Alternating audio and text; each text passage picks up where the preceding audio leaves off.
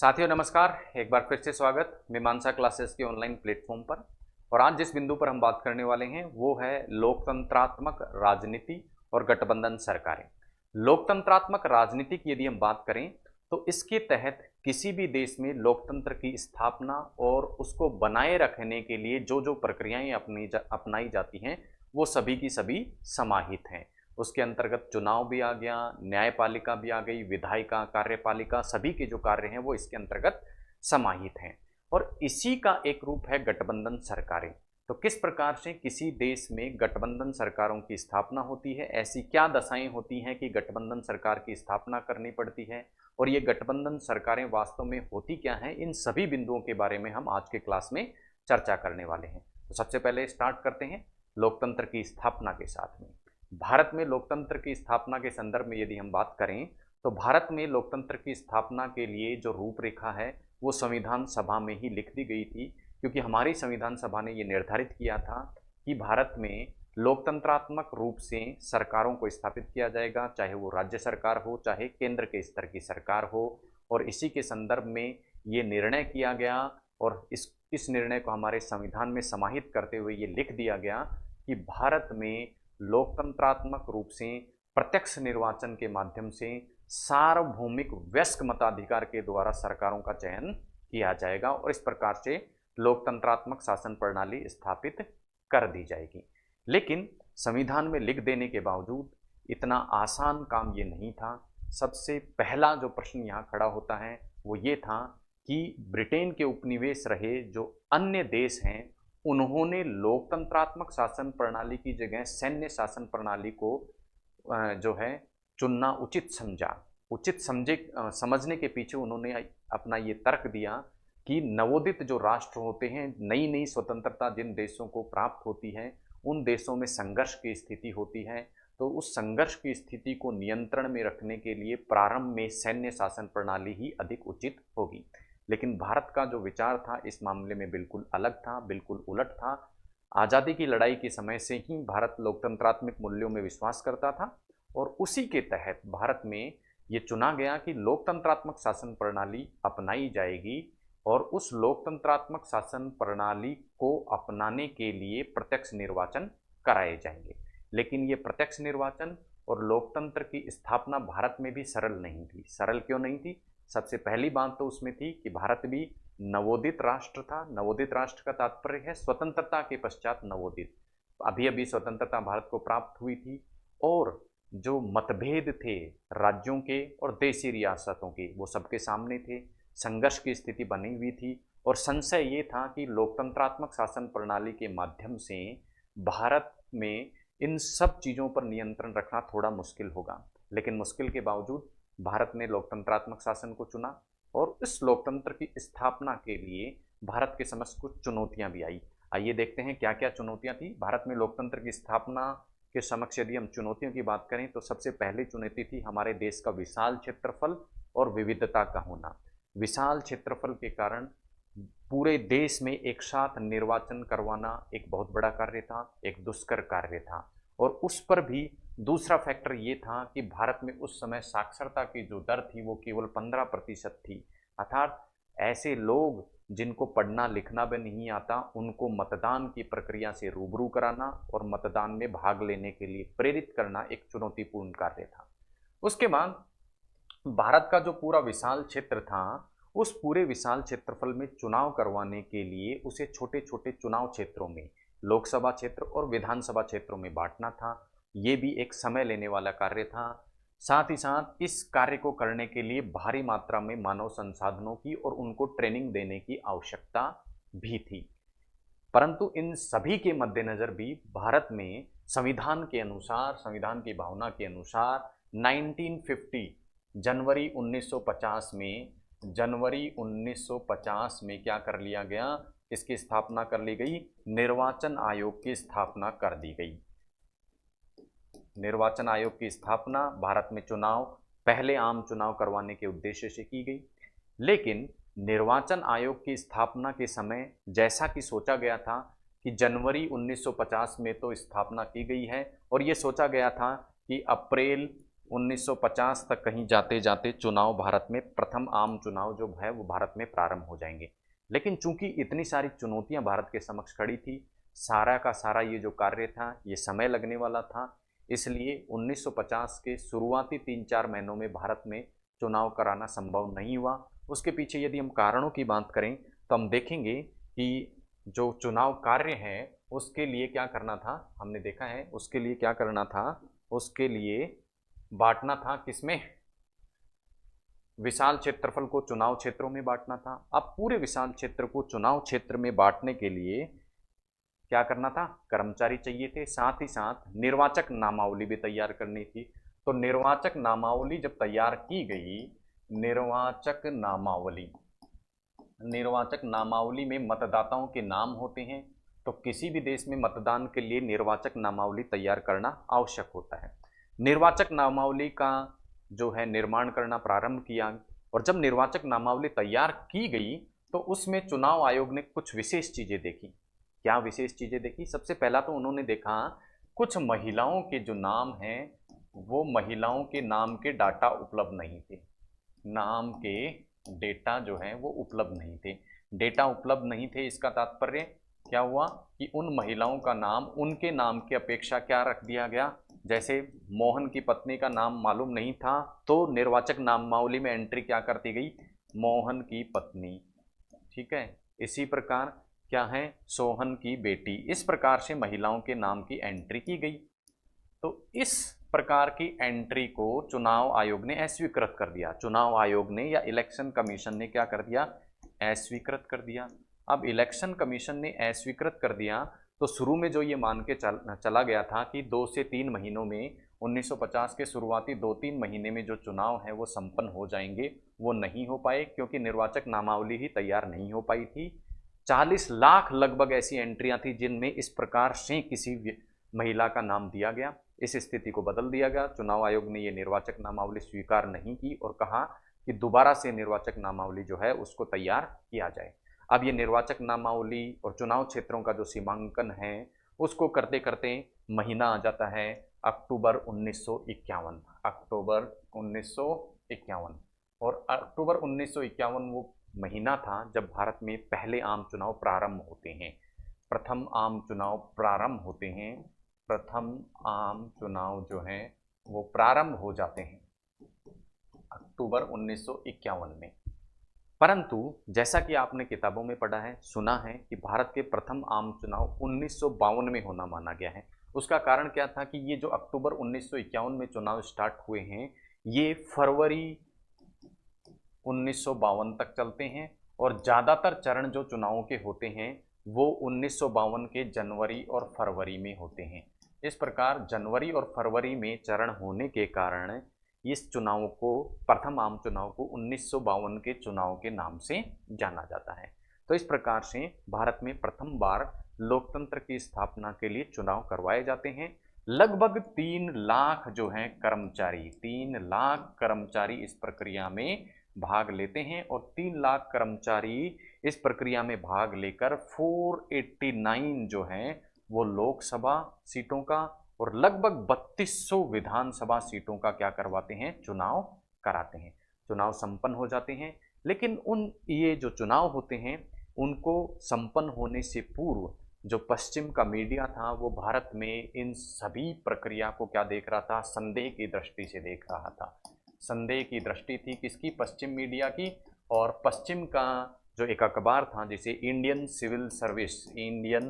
Civil service नाम का एक समाचार पत्र था, उसने तो यहाँ तक कह दिया था कि 1952 में भारत के जो प्रथम आम चुनाव होंगे उसमें दुनिया देखेगी कि किस प्रकार से अनपढ़ लोग मतदान की नौटंकी करते हैं, और इस बेहुदा नाटक को पूरी दुनिया देखेगी। इस प्रकार के कुछ स्टेटमेंट भारत के चुनाव के संदर्भ में जो पश्चिम का मीडिया था उसके द्वारा दिया गया। लेकिन इन सभी को बताते हुए लगभग 48% मतदान के साथ में, अर्थात 48% लोगों ने मतदान किया और भारत का प्रथम आम चुनाव संपन्न होता है। अब देखते हैं इस आम चुनाव के नतीजे क्या होते हैं। आइए देखते हैं। प्रथम आम चुनाव जो होता है, पहला आम चुनाव, फर्स्ट आम चुनाव, सबसे पहले तो मैं आपको बता दूं कि पहला जो आम चुनाव था ये न केवल लोकसभा के लिए होता है अपितु विधानसभाओं के लिए भी होता है। विधानसभा के लिए भी होता है। 1952 में ये चुनाव होता है जैसा हमने देखा। हालांकि प्रारंभ अक्टूबर 1951 में हो जाता है, लेकिन इसके पूरा होते होते 1952 का वर्ष आ जाता है। लोकसभा की यदि हम बात करें तो यहाँ कांग्रेस को मेजॉरिटी मिलती है और कांग्रेस को 489 में से 364 सीट मिलती है। दूसरे नंबर पर रहती है CPI, communist party of India, और तीसरे नंबर पर रहती है socialist party, socialist party, socialist party. विधानसभा चुनावों की यदि हम बात करें तो विधानसभा चुनाव में केवल 3 स्थानों को छोड़कर, कितने स्थानों को छोड़कर? 3 स्थानों को छोड़कर। 3 स्थान कौन कौन से? एक तो त्रावणकोर और दूसरा मद्रास और तीसरा उड़ीसा। इन तीनों को छोड़कर क्या होती है? विधानसभा में भी कांग्रेस की ही सरकार बनती है, कांग्रेस को ही बहुमत प्राप्त होता है। इन तीनों में भी बाद में क्या होता है? लेटर, बाद में क्या हो जाती है? कांग्रेस की ही सरकार स्थापित हो जाती है। तो कहने का तात्पर्य क्या हुआ कि प्रथम आम चुनावों का नतीजा ये होता है कि न केवल केंद्र सरकार के स्तर पर लोकसभा चुनावों में अपितु राज्यों के स्तर पर विधानसभा चुनाव में भी कांग्रेस को क्या मिलता है? जनमत मिलता है और कांग्रेस अपनी स्थिति मजबूत करते हुए सरकार बनाती है। ये थे प्रथम आम चुनाव। अब चलते हैं दूसरे आम चुनावों की तरफ। दूसरा, और इसकी यदि हम पहले आम चुनाव की यदि हम बात करें तो लोकसभा में चूंकि 364 सीट थी कांग्रेस की, तो प्रधानमंत्री बनते हैं कांग्रेस के नेहरू, जवाहरलाल नेहरू जो है प्रधानमंत्री चुने जाते हैं। नेक्स्ट यदि हम बात करें दूसरे आम चुनाव की, तो 1952 में पहला आम चुनाव होता है और जैसा आप सभी लोगों को मालूम है तो लोकसभा की अवधि है वो कितनी है? 5 वर्ष। प्रारंभ में कितनी थी? 5 वर्ष। और 1952 के बाद में अगला चुनाव जो होता है दूसरा, सेकंड लोकसभा चुनाव जो होता है, सेकंड लोकसभा या कह सकते हैं विधानसभा का चुनाव भी साथ साथ होता है, तो द्वितीय आम चुनाव जो होता है वो होता है 1957 में। 1957 की स्थिति की यदि हम बात करें तो 1957 में भी पैरेलल रूप से लोकसभा के भी चुनाव होते हैं और साथ साथ में राज्य की विधानसभाओं के चुनाव भी होते हैं। लोकसभा के चुनाव में पहले की तरह ही कांग्रेस क्या करती है? 494। अब जो सीटें हैं वो कितनी हो जाती हैं? जो 489 सीट थी पहले लोकसभा की, उनको बढ़ा के संख्या कितनी कर दी जाती है? 494 कर दी जाती है। और अब पहले से भी ज़्यादा सीट कांग्रेस लेके आती है। 371 स्थानों पर कांग्रेस क्या करती है? विजय प्राप्त करती है। 371 स्थानों पर विजय प्राप्त करने का तात्पर्य है कांग्रेस बहुमत से क्या करती है? सरकार बनाती है और पुनः जवाहरलाल नेहरू जो हैं वो प्रधानमंत्री के रूप में चुने जाते हैं। विधानसभा चुनाव की यदि हम बात करें तो विधानसभा चुनाव में भी क्या करती है? कांग्रेस को बहुमत, कांग्रेस को ही क्या मिलता है? बहुमत प्राप्त होता है। लेकिन एक राज्य ऐसा होता है जहां पर कम्युनिस्ट पार्टी की सरकार बनती है और वो क्या होता है? केरल। केरल जो होती है वहां पर सीपीआई की सरकार बनती है, कम्युनिस्ट पार्टी ऑफ इंडिया की सरकार बनती है। और वो किसके नेतृत्व में? ईएमएस, नंबूदरीपार, नंबूदरीपाल के नेतृत्व में क्या बनती है? सीपीआई सरकार बनती है। 1957 में हालांकि सरकार बनती है और ये 1957 में बनी जो सरकार है इसको 1959 में क्या कर दिया जाता है? यहाँ पर राष्ट्रपति शासन लगाकर भंग कर दिया जाता है। तो यहाँ पर लग गया क्या? राष्ट्रपति शासन, राष्ट्रपति शासन लग गया। तो कहने का तात्पर्य है दूसरे जो आम चुनाव है वहां भी हमें न केवल केंद्र अपितु राज्यों में भी क्या होता है? कांग्रेस का बहुमत ही देखने को मिलता है। लेकिन साथ ही साथ जो विपक्षी पार्टियां हैं, सोशलिस्ट पार्टी, सोशलिस्ट पार्टी,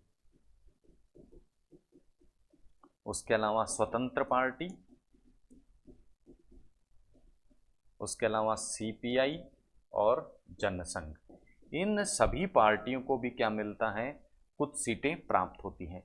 तो हम ये नहीं कह सकते चाहे पहला आम चुनाव हो चाहे दूसरा आम चुनाव हो कि विपक्षी पार्टी पूर्णतः क्या थी? अनुपस्थित थी। विपक्षी पार्टियां भी क्या करती हैं? चुनावों में भाग लेती हैं। तो यहाँ से भारत का जो लोकतंत्र है वो अन्य देशों के मुकाबले क्या दिखता है, कुछ अलग रूप में हमें दिखता है। कैसे अलग रूप में दिखता है? अन्य देशों की यदि हम बात करें, जिन्होंने चुनाव प्रारंभ करा, नए नए आज़ाद हुए थे, वहाँ पे चुनाव उन्होंने करवाया, तो उन्होंने चुनाव को इस प्रकार से करवाया कि एक ही दल का प्रभुत्व वहाँ कायम रहा। लेकिन भारत में ऐसी स्थिति नहीं थी। भारत ने न केवल लोकतंत्रात्मक शासन प्रणाली को अपनाया, अपितु सभी दलों को छूट दी कि वो चुनाव में पार्टिसिपेट करें और निष्पक्ष रूप से चुनाव होते हैं और विपक्षी दलों को भी कुछ सीटें प्राप्त होती हैं। यानी विपक्ष का सफाया यहाँ नहीं किया गया। कुछ देशों में इस प्रकार का प्रयास किया गया कि विपक्ष को पनपने ही नहीं दिया गया। कहने को तो लोकतंत्रात्मक शासन प्रणाली स्थापित करने का प्रयास उन देशों में किया गया, लेकिन जब विपक्ष ही नहीं होता तो लोकतंत्रात्मक शासन प्रणाली अपने आप में बेमानी है। लेकिन भारत में इस व्यवस्था को मजबूती से रखा गया और वास्तविक लोकतंत्र की स्थापना के प्रयास किए गए। ये था दूसरा आम चुनाव। बढ़ते हैं तीसरे आम चुनाव की तरफ। तीसरे आम चुनाव की यदि हम बात करें, आम चुनाव की यदि हम बात करें तो 1952 के बाद में 1957, तो ये जो चुनाव होते हैं ये होते हैं 1962 में। कब होते हैं? 1962 में। पहले आम चुनाव हमने देखे थे 1952 में हुए थे। 1952 से 1957 तक क्या चलती है? सरकार चलती है फर्स्ट। उसके बाद में दूसरे आम जो चुनाव होते हैं वो होते हैं 1957 से लेके और 1962। तीसरे जो आम चुनाव होते हैं वो 1962 में होते हैं। 1962 से लेके ये अवधि थी कितनी? 1967 तक इस लोकसभा को चलना था, लेकिन बीच में कुछ घटनाएं होती हैं, उनका भी हम जिक्र करेंगे। आइए बात करते हैं तीसरे आम चुनाव की। तीसरे आम चुनाव की यदि हम बात करें तो यहाँ भी लोकसभा के साथ में विधानसभा के चुनाव भी होते हैं। लोकसभा के चुनाव में वही कांग्रेस को क्या मिलता है? बहुमत मिलता है। कांग्रेस को बहुमत मिलता है। और यहाँ विधानसभा चुनाव में भी कांग्रेस को क्या मिलता है? बहुमत मिलता है। यानी केंद्र और राज्य दोनों के स्तर पर कांग्रेस को बहुमत प्राप्त होता है। और फिर से जवाहरलाल नेहरू तीसरी बार थर्ड टाइम क्या बनते हैं? थर्ड टाइम क्या बन जाते हैं? प्रधानमंत्री बन जाते हैं।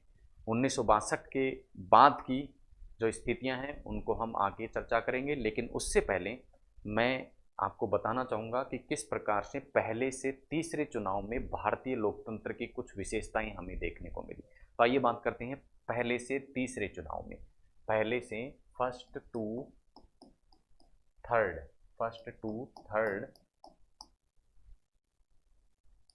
लोकसभा और विधानसभा दोनों की ही यदि हम बात करें, पहली से तीसरी लोकसभा और विधानसभा दोनों की यदि हम बात करें, तो सबसे पहली चीज जो हमें यहाँ दिखाई देती है वो ये दिखाई देती है, वो होती है कांग्रेस प्रणाली। कांग्रेस प्रणाली। अब ये कांग्रेस प्रणाली क्या होती है, इसकी यदि हम चर्चा करें तो हम देखेंगे कि चूंकि 1952 से लेके तीसरे आम चुनाव तक, पहले आम चुनाव से तीसरे आम चुनाव तक कांग्रेस न केवल राज्य अपितु केंद्र के स्तर पर भी बहुमत प्राप्त पार्टी थी। तो ऐसा नहीं है कि यहाँ कांग्रेस में गुटबाजी नहीं थी। कांग्रेस में गुटबाजी नहीं थी, ऐसी स्थिति नहीं थी। कांग्रेस में गुटबाजी थी, सबसे पहली चीज। तो दूसरा, विचारधारात्मक विभिन्नता भी थी। विचारधारात्मक विभिन्नता इसलिए थी क्योंकि कुछ लोग कांग्रेस के भीतर ही समाजवाद के पक्षधर थे, कुछ उदारवाद के पक्षधर थे, कुछ क्या है पूंजीवादी अर्थव्यवस्था के जो है समर्थक थे, और कुछ पूर्णतः जो साम्यवादी व्यवस्था है उसके समर्थक थे। लेकिन सभी विचारधाराओं के होते हुए भी क्या थी? एकता की स्थिति थी। तो कहने का तात्पर्य है कांग्रेस में गुटबाजी भी थी, विचारधारात्मक विभिन्नता थी, लेकिन उसके बावजूद कांग्रेस ने सभी को समेट कर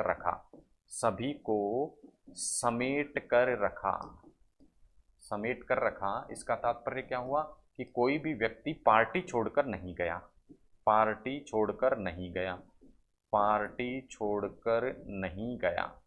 और इसी प्रणाली को क्या कहा गया? कांग्रेस प्रणाली कहा गया। तो ये कौन सी प्रणाली थी? कांग्रेस प्रणाली थी, जो क्या थी? पहले से और तीसरे जो चुनाव थे उनमें हमें देखने को मिलती है। दूसरी जो विशेषता यहाँ हमें देखने को मिलती है वो होती है वो होती है सभी के, दूसरी विशेषता की यदि हम बात करें तो वो विशेषता थी विपक्षी पार्टियों की उपस्थिति। विपक्षी पार्टियां, अब देखिए कांग्रेस के अंतर्गत पहली से, कांग्रेस प्रणाली के अंतर्गत पहली से तीसरी लोकसभा के जो चुनाव होते हैं, विधानसभा के जो चुनाव होते हैं, वहां न केवल कांग्रेस पार्टी चुनाव में भाग लेती है अपितु अन्य पार्टियां भी चुनाव में भाग लेती हैं और कुछ सीटें प्राप्त करती हैं। जैसे हम बात करें इसी समय socialist party, socialist party, socialist party. इसी तरह जो दूसरी होती हैं वो होती हैं सोशलिस्ट पार्टी। सोशलिस्ट पार्टी के अलावा सीपीआई, इसके अलावा जनसंघ और इसके अलावा स्वतंत्र पार्टी। ये सभी की सभी पार्टी मुख्य पार्टियां या मुख्य विपक्षी पार्टियों के रूप में उभरती हैं और कुछ कुछ सीटें इन्हें भी प्राप्त होती हैं, तो इनके दमन का प्रयास कांग्रेस के द्वारा नहीं किया गया। तो दूसरा, विपक्षी पार्टियों को क्या दिया गया, मंत्रिमंडल में भी स्थान दिया गया, मंत्रिमंडल में स्थान दिया गया।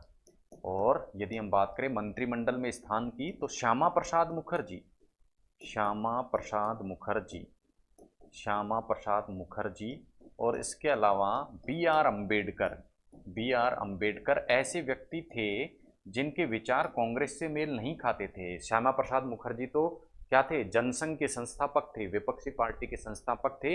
इनको भी क्या दिया गया, मंत्रिमंडल, पहला जो मंत्रिमंडल था उसमें स्थान दिया गया। तो कहने का तात्पर्य है उस समय जो कांग्रेस प्रणाली थी, कांग्रेस सिस्टम था, उसमें न केवल स्वयं के दल के सदस्यों को एकजुट रखा गया अपितु विपक्षी जो पार्टियां हैं उनकी विचारधारा को भी स्थान दिया गया।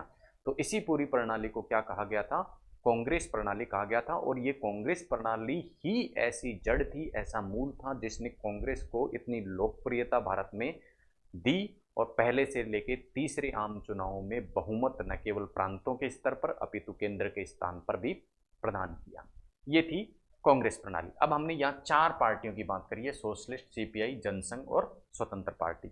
आइए एक एक करके इनके बारे में भी थोड़ा सा एक इंट्रोडक्शन, थोड़ा सा ब्रीफ हम प्राप्त कर लेते हैं।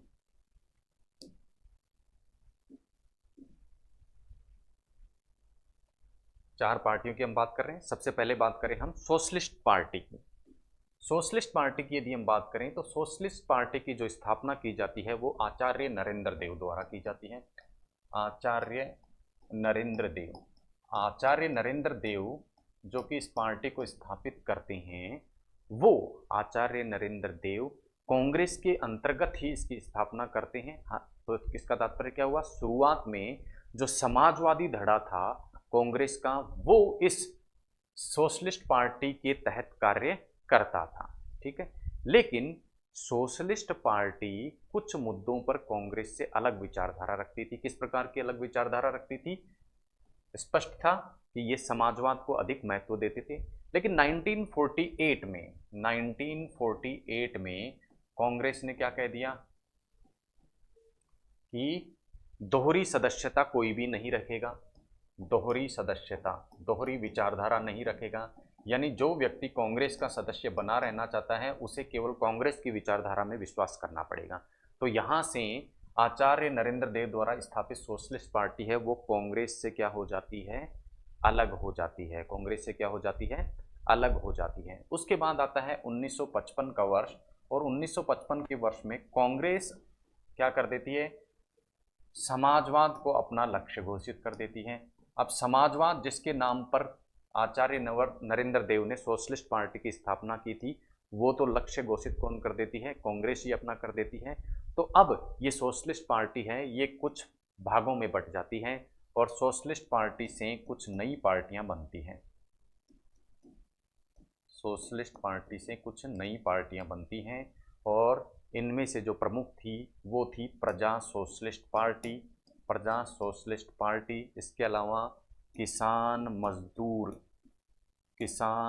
मजदूर संघ नाम से एक पार्टी बनती है, प्रजा सोशलिस्ट पार्टी बनती है। तो इस प्रकार की कुछ पार्टियां जो हैं वो सोशलिस्ट पार्टी से अलग होकर बन जाती है। तो ये था सोशलिस्ट पार्टी के बारे में एक संक्षिप्त परिचय। इसी तरह कम्युनिस्ट पार्टी ऑफ इंडिया जो होती है वो भी 1920 में क्या होती है, कांग्रेस के अंतर्गत ही कार्य करती रहती है। लेकिन 1941 में ब्रिटेन को समर्थन दिया जाए या ना दिया जाए, इस मुद्दे पर क्या हो जाती है, कांग्रेस से अलग अपने विचार रखती है। कांग्रेस कहती है कि ब्रिटेन को इस मुद्दे पर मदद नहीं की जाएगी। लेकिन चूंकि ब्रिटेन जर्मनी के विरुद्ध लड़ रहा था, तो कम्युनिस्ट पार्टी जो है वो ये डिसाइड करती है कि ब्रिटेन को समर्थन दिया जाए। इस मुद्दे पर कांग्रेस से ये पार्टी क्या हो जाती है, अलग अपना संगठन खड़ा कर लेती है। और 1951 में तेलंगाना आंदोलन ये क्या चलाती है, तेलंगाना में एक हिंसक आंदोलन इस पार्टी द्वारा चलाया जाता है। इस प्रकार से ये पार्टी कांग्रेस से कुछ अलग होकर अपनी विचारधारा रखती है। 1951 की ये बात है। 1964 की यदि हम बात करें तो पुनः कम्युनिस्ट पार्टी ऑफ इंडिया का भी क्या हो जाता है, दो गुटों में विभाजित हो जाता है। एक तो सीपीआई और एक सीपीआई एम, जिसे सीपीआई मार्क्सिस्ट कहता है। सीपीआई मार्क्सिस्ट हिंसक गतिविधियों में क्या करते हैं, विश्वास रखते हैं। तो इस प्रकार से जो पार्टी होती है सीपीआई, इसी प्रकार की एक अन्य पार्टी जो जनसंघ के रूप में हमने बात की, जनसंघ की जो स्थापना होती है ये 1951 में होती है। 1951 में होती है, किसके द्वारा होती है, श्यामा प्रसाद मुखर्जी, श्यामा प्रसाद मुखर्जी, श्यामा प्रसाद मुखर्जी। अब ये श्यामा प्रसाद मुखर्जी जो होते हैं, जनसंघ की यदि हम बात करें तो जनसंघ की स्थापना 1951 श्यामा प्रसाद मुखर्जी करते हैं। श्यामा प्रसाद मुखर्जी एक नारा देते हैं, एक देश एक संस्कृति एक राष्ट्र। इस प्रकार के नारे के साथ में जनसंघ पार्टी की स्थापना होती है। हिंदुत्व पर क्या बल देते हैं, ये बल देते हैं हिंदी भाषी राष्ट्र की स्थापना पर बल देते हैं। इन एजेंडों के साथ इस पार्टी की स्थापना 1951 में होती है। नेक्स्ट जो पार्टी विपक्षी दल के रूप में हमें पहले 3 आम चुनावों में देखने को मिलती है वो है स्वतंत्रता पार्टी। स्वतंत्रता पार्टी की जो स्थापना की जाती है वो सी राजगोपालाचारी द्वारा की जाती है, सी राजगोपालाचारी। सी राजगोपालाचारी के अलावा के एम मुंशी और एन जी रंगा, ये सभी क्या होते हैं, इस पार्टी के प्रमुख सदस्य होते हैं, प्रमुख नेता होते हैं। और ये पार्टी विश्वास करती है उदारवादी विचारधारा में। उदारवादी विचारधारा का तात्पर्य 1959 में ये स्थापित होती है। उदारवादी का तात्पर्य कि सरकार को कम से कम आर्थिक गतिविधियों में क्या करना चाहिए, हस्तक्षेप करना चाहिए। इस विचार के साथ में इस पार्टी की स्थापना होती है। तो कहने का तात्पर्य क्या है कि पहले से लेकर तीसरे आम चुनावों में कांग्रेस प्रणाली की स्थापना होती है जिसमें विपक्षी दलों को भी बराबर सुना जाता है और अपने दल में से भी जो अलग अलग विचार हैं उनको सुना जाता है, उनको स्थान दिया जाता है। इसीलिए जो विपक्ष है वो इतना मजबूत नहीं था। साथ ही साथ कांग्रेस से भी टूट फूट होकर अलग प्रकार के दल नहीं बनते हैं। ये थे प्रथम 3 आम चुनाव की बात। हमने बात कर ली थी 1962 के जो तीसरे आम चुनाव थे। 1962 में प्रधानमंत्री चुने जाते हैं जवाहरलाल नेहरू।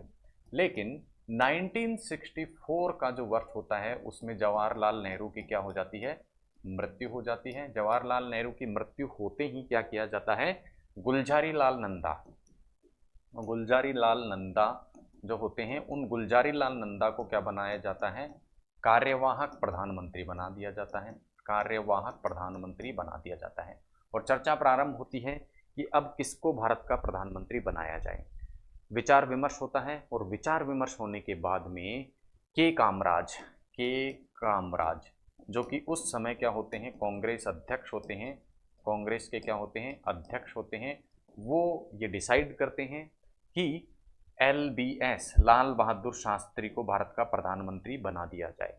लाल बहादुर शास्त्री क्या होते हैं, भारत में प्रधानमंत्री नियुक्त कर दिए जाते हैं क्योंकि सभी लोगों की सर्वसम्मति इस पे बन जाती है। और इस प्रकार 1964 में भारत के प्रधानमंत्री लाल बहादुर शास्त्री बन जाते हैं।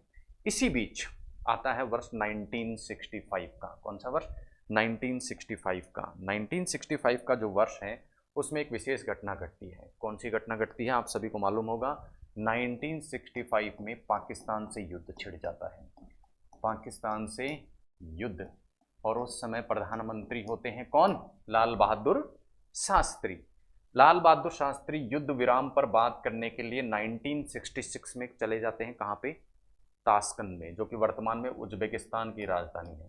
तत्काल में वो कहाँ था? सोवियत संघ का हिस्सा था। ताशकंद में अयूब खान से, जो पाकिस्तानी प्रधानमंत्री हैं अयूब खान पाकिस्तानी जो पीएम थे, उनसे बात करने के लिए ताशकंद जाते हैं। और बातचीत के बाद, युद्ध विराम की ये बातचीत करने जाते हैं, और बातचीत के बाद क्या हो जाता है? 1966 में ताशकंद में संदिग्ध स्थितियों में लाल बहादुर शास्त्री की क्या हो जाती है? मृत्यु। पुनः संकट खड़ा हो जाता है कि किसको प्रधानमंत्री बनाया जाए। इसी बीच जो गुलजारी लाल नंदा होते हैं, गुलजारी लाल नंदा को पुनः कार्यवाहक प्रधानमंत्री बना दिया जाता है। कार्यवाहक प्रधानमंत्री, कि जब तक नया प्रधानमंत्री न चुना जाए तब तक कार्यवाहक प्रधानमंत्री गुलजारी लाल नंदा को बना दिया जाता है। पुनः 1966 में अब ये डिस्कशन प्रारंभ होता है कि किसको प्रधानमंत्री बनाया जाए, किसको प्रधानमंत्री बनाया जाए। विचार विमर्श प्रारंभ होता है और दो नाम निकलकर सामने आते हैं। वो नाम कौन कौन से थे? एक नाम था मोरारजी देसाई। मुंबई प्रांत के ये मुख्यमंत्री रह चुके थे, मंत्रिमंडल में मंत्री भी रह चुके थे, सीनियर लीडर थे, अच्छा अनुभव था। और दूसरा था विकल्प इंदिरा गांधी। इंदिरा गांधी।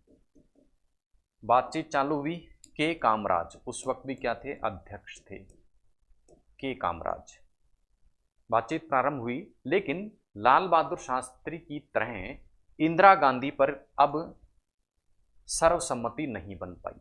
सर्वसम्मति नहीं बन पाई तो ये डिसाइड हुआ कि वोटिंग करा ली जाए। अब वोटिंग कराई गई तो जो कांग्रेस के सीनियर लीडर थे उन सभी ने ये फैसला लिया। कांग्रेस के जो सीनियर लीडर थे उसको उस वक्त सिंडिकेट के नाम से जाना जाता था। किस नाम से जाना जाता था? सिंडिकेट के नाम से जाना जाता था। ये सिंडिकेट क्या होता है इसको भी देख लेते हैं थोड़ा सा। अच्छा, इंदिरा गांधी और मोरारजी देसाई दो विकल्प थे, तो इन विकल्पों में से ये निर्णय हुआ कि वोटिंग करा ली जाए। वोटिंग हुई और वोटिंग में जो निर्णय लिया गया वो ये लिया गया, जो वोट मिले ज़्यादा वो किसको मिले? इंदिरा गांधी को। तो इंदिरा गांधी को क्या मिला? बहुमत मिला, और इंदिरा गांधी क्या चुनने ली गई? प्रधानमंत्री। इंदिरा गांधी को प्रधानमंत्री चुनने के पीछे जो बड़ा हाथ था वो किसका था? सिंडिकेट का। किसका? सिंडिकेट का। अब ये सिंडिकेट क्या था? सिंडिकेट बड़े जो कांग्रेसी, जो सीनियर कांग्रेसी नेता थे, बड़े कांग्रेसी नेताओं का समूह था। बड़े कांग्रेसी नेता। अब ये बड़े कांग्रेसी नेता उस समय कौन कौन थे? के कामराज जो कि अध्यक्ष थे, दूसरे थे निजलिंगप्पा जो कि कर्नाटक से एक बड़े लीडर थे। कर्नाटक से क्या थे? बड़े लीडर थे। तीसरे एस के पाटिल जो कि मुंबई से थे। इसके अलावा नीलम संजीव रेड्डी जो कि कहाँ से आते थे? आंध्र प्रदेश से आते थे। इसके अलावा अतुल्य घोष, अतुल्य घोष, ये सभी के सभी क्या थे? सीनियर लीडर थे। और इन्होंने ये विचार विमर्श करके निर्णय लिया कि इंदिरा गांधी जो है उसको प्रधानमंत्री यदि बना दिया जाएगा तो सरकार हमारी सलाह से चलेगी। ये सिंडिकेट वाले मानते थे कि हमारी सलाह से सरकार चलेगी। मोरारजी देसाई सीनियर लीडर थे, तो उनके विषय में ये समझा जाता था कि मोरारजी देसाई जो शासन है वो अपने अनुसार चलाएंगे, हमारी सलाह को महत्व नहीं देंगे। इसी सोच के साथ में सिंडिकेट ने सोचा उस वक्त कि इंदिरा गांधी जो है, इंदिरा गांधी को इन्होंने गूंगी गुड़िया सोचा कि ये गूंगी गुड़िया है, अर्थात हमारे कहने से शासन चलाएगी। लेकिन गूंगी गुड़िया जब बोली तो किस प्रकार से बोली वो आगे आने वाली हम क्लास में देखने वाले हैं। लेकिन तत्समय गूंगी गुड़िया इन नेताओं ने इंदिरा गांधी को समझा और अपना समर्थन इंदिरा गांधी को दिया, और इनके समर्थन के माध्यम से इंदिरा गांधी जो है वो प्रधानमंत्री बन गई। प्रधानमंत्री बनी 1966 में। अब 1966 से समय बचा था लोकसभा की अवधि पूर्ण होने में। तीसरी लोकसभा 1967 तक चलनी थी, क्योंकि पहली अवधि थी 1952 से 57, दूसरी 57 से 62, और तो तीसरी चलनी थी 62 से लेके 67 तक। 67 तक विधानसभा की अवधि थी। 1 साल मिला इंदिरा गांधी को कार्य करने का, तो कुछ खास कार्य करने को था नहीं, लेकिन इस 1 साल के दौरान इंदिरा गांधी को कई चुनौतियों का सामना करना पड़ा। 1966 से लेके 1967 का जो दौर था, उसमें इंदिरा गांधी को समस्याओं का सामना क्यों करना पड़ा? सबसे पहली चीज़ थी 1965 में पाकिस्तान से युद्ध। पाकिस्तान से युद्ध होने के कारण स्थिति क्या बनी हुई थी, जो है सैन्य खर्च में बढ़ोतरी हो गई थी। सैन्य खर्च क्या था? विदेशी मुद्रा भंडार जो है, विदेशी मुद्रा भंडार जो है वो कम था। विदेशी मुद्रा भंडार में कमी, महंगाई, इन सब के कारण क्या फैली हुई थी? महंगाई, और ऊपर से कमर तोड़ दी अकाल ने। तो इन सभी परिस्थितियों के कारण क्या था? जन असंतोष था। तो इंदिरा गांधी ऐसे समय में प्रधानमंत्री बनती हैं जब ये सारी परिस्थितियां थी। करने को उनको 1 साल होता है, 1 साल में खास कुछ वो कर नहीं पाती, और जन असंतोष के मध्य फिर 1967 में चौथा लोकसभा चुनाव लड़ा जाता है। इंदिरा गांधी के नेतृत्व में ही चुनाव लड़ा जाता है। आइए देख लेते हैं स्थिति 1967 की। 1967 की जो स्थिति होती है, 1967 का जो चुनाव होता है, उस 1967 में पहले जो 3 चुनाव होते हैं उससे उलट स्थिति सामने आती है। क्यों? क्योंकि जन असंतोष जो है वो देखने को मिल रहा था। इसके कारण चुनाव जो परिणाम होते हैं वो अप्रत्याशित होते हैं। और किस प्रकार के अप्रत्याशित होते हैं? कांग्रेस केवल अब 283 सीट ही ले पाती है। 283 सीट ले पाती है। कितने में से? अब जो सीटों की संख्या है वो कितनी हो चुकी थी? बढ़कर 544 हो चुकी थी। ये तो कहाँ पर? लोकसभा में स्थिति कांग्रेस की रहती है। दूसरा क्या होता है? सिंडिकेट के जो मेंबर होते हैं, सिंडिकेट के जो सदस्य होते हैं, यानी सीनियर कांग्रेस लीडर क्या हो जाते हैं? चुनाव हारते हैं। के कामराज जो कि कांग्रेस के अध्यक्ष रहे हुए होते हैं, वो भी चुनाव क्या हो जाते हैं? हार जाते हैं। चुनाव हारते हैं। प्रांतों की स्थिति यदि हम बात करें तो प्रांतों में क्या होता है? बड़ी ही दयनीय स्थिति कांग्रेस की हो जाती है। और प्रांतों में हमें देखने को मिलती है सबसे पहली बार किसी प्रांत में या राज्य में, प्रांत या राज्य में, राज्य का नाम मद्रास, मद्रास में अन्नादुरई, अन्नादुरई जो कि डीएमके, द्रविड़ मुनेत्र कषगम नाम का एक दल होता है। ये हिंदी भाषा विरोधी, हिंदी भाषा विरोध के नाम पर क्या करता है? चुनाव लड़ता है। और ऐसा पहली बार होता है चौथे आम चुनाव में, भारत के चुनावी इतिहास में पहली बार चौथे आम चुनाव में ऐसा होता है कि किसी राज्य में पूर्ण बहुमत के साथ में क्या बनती है? कांग्रेस के अतिरिक्त कोई दल क्या बनाता है? सरकार बनाता है।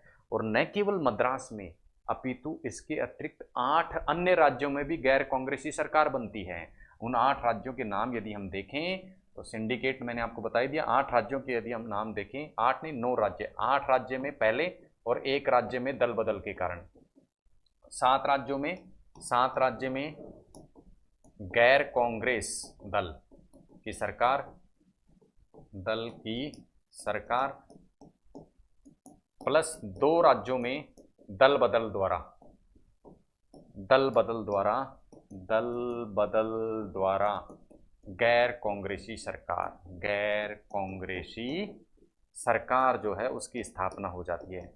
तो कहने का मतलब क्या हुआ? कुल 9 राज्य ऐसे होते हैं जहां गैर कांग्रेसी सरकार होती है। आइए देखते हैं कौन से ये राज्य थे। 9 ऐसे राज्य जहां गैर कांग्रेसी सरकार जो है वो स्थापित होती है। उनकी यदि हम बात करें तो वो 9 राज्य, सबसे पहली चीज तो ये केवल एक पार्ट में नहीं थे, यानी उत्तर में भी स्थिति खराब थी, दक्षिण में भी स्थिति खराब थी, और पूर्व में भी स्थिति खराब थी।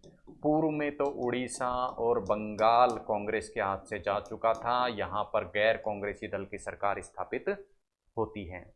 उसके बाद उत्तर की यदि हम बात करें तो यूपी, एमपी, बिहार भी कांग्रेस के हाथ से क्या कर चुके थे? निकल चुके थे। इसके अलावा दक्षिण में भी क्या हुआ था? कांग्रेस जो पार्टी है उसके हाथ से कुछ राज्यों की सरकार निकल चुकी थी। तो इस प्रकार से कुल 9 जो राज्य हैं वहां पर कांग्रेस के अलावा अन्य दल का शासन स्थापित होता है और इसका कारण जो माना जाता है वो माना जाता है गैर कांग्रेसवाद। अब ये गैर कांग्रेसवाद क्या था? गैर कांग्रेसवाद के अंतर्गत जो राम मनोहर लोहिया थे, राम मनोहर लोहिया, राम मनोहर लोहिया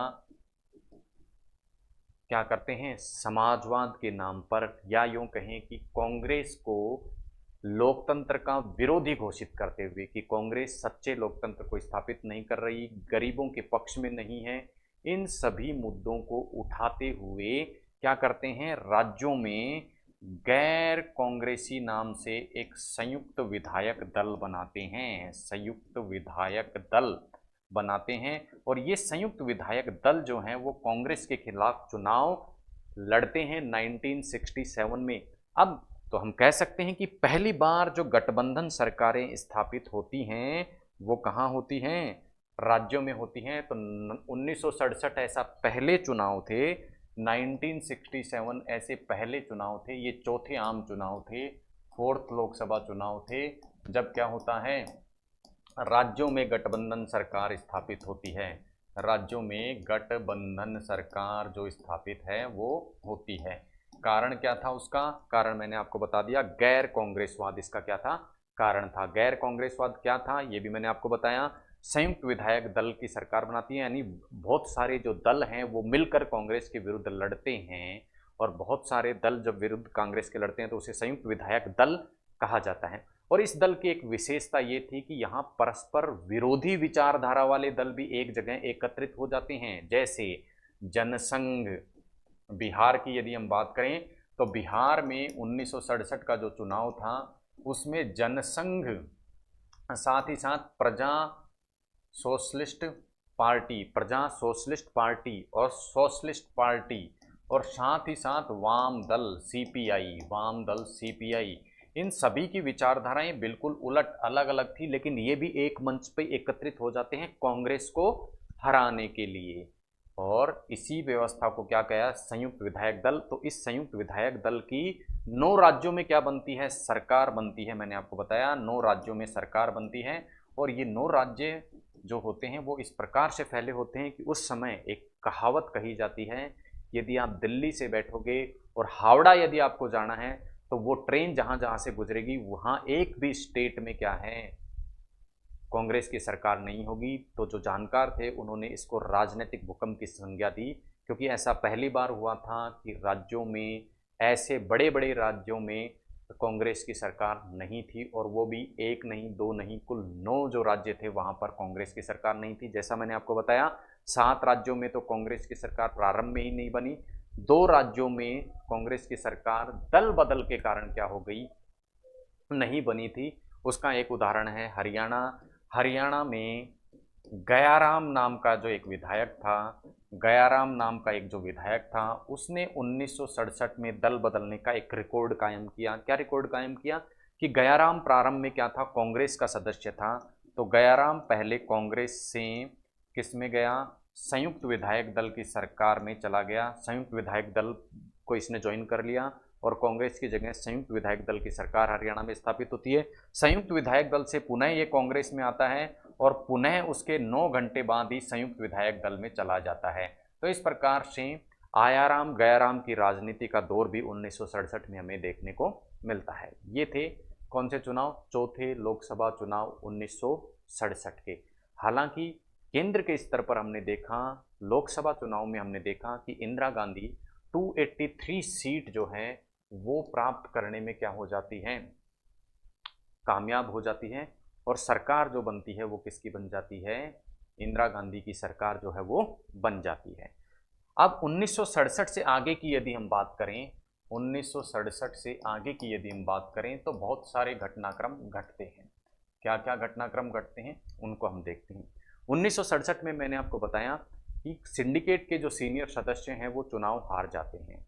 तो जब चुनाव हार जाते हैं तो उनकी स्थिति जो होती है वो कमज़ोर हो जाती है, यानी सिंडिकेट की स्थिति क्या हो जाती है? सिंडिकेट की स्थिति क्या हो जाती है? कमज़ोर हो जाती है।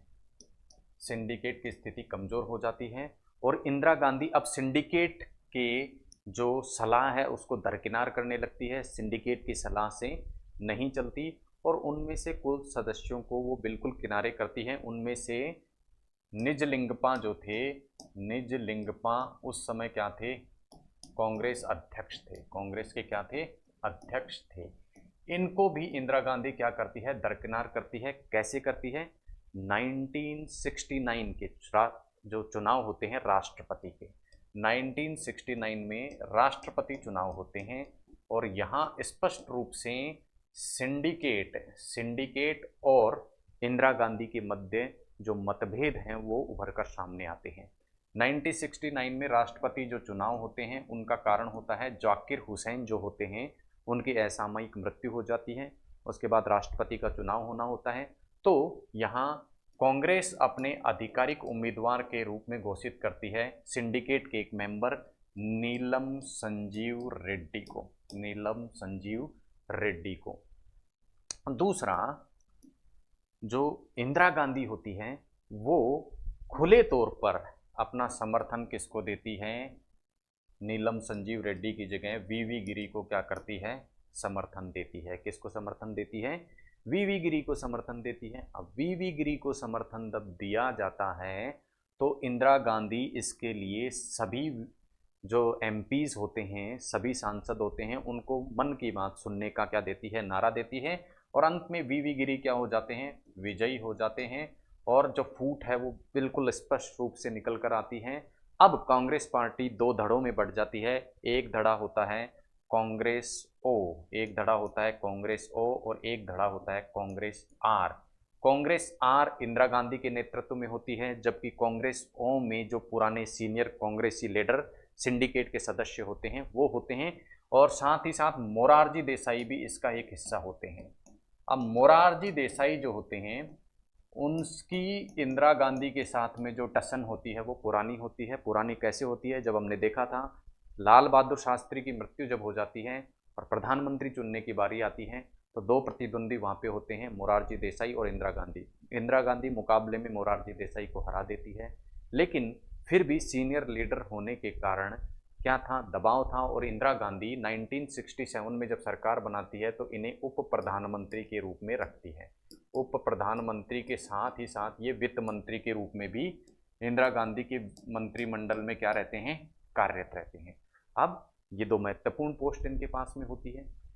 इंदिरा गांधी अब 1967 से आगे अपना काम क्या करती है, प्रारंभ करती है। सिंडिकेट के सदस्यों को इसने क्या कर दिया था, दरकिनार कर दिया था। अब सिंडिकेट के सदस्यों को दरकिनार करने के साथ में अब इंदिरा गांधी कुछ और काम करना भी स्टार्ट करती है। क्या काम करना स्टार्ट करती है, प्रीवी पर्स को समाप्ति की घोषणा, प्रीवी पर्स समाप्ति।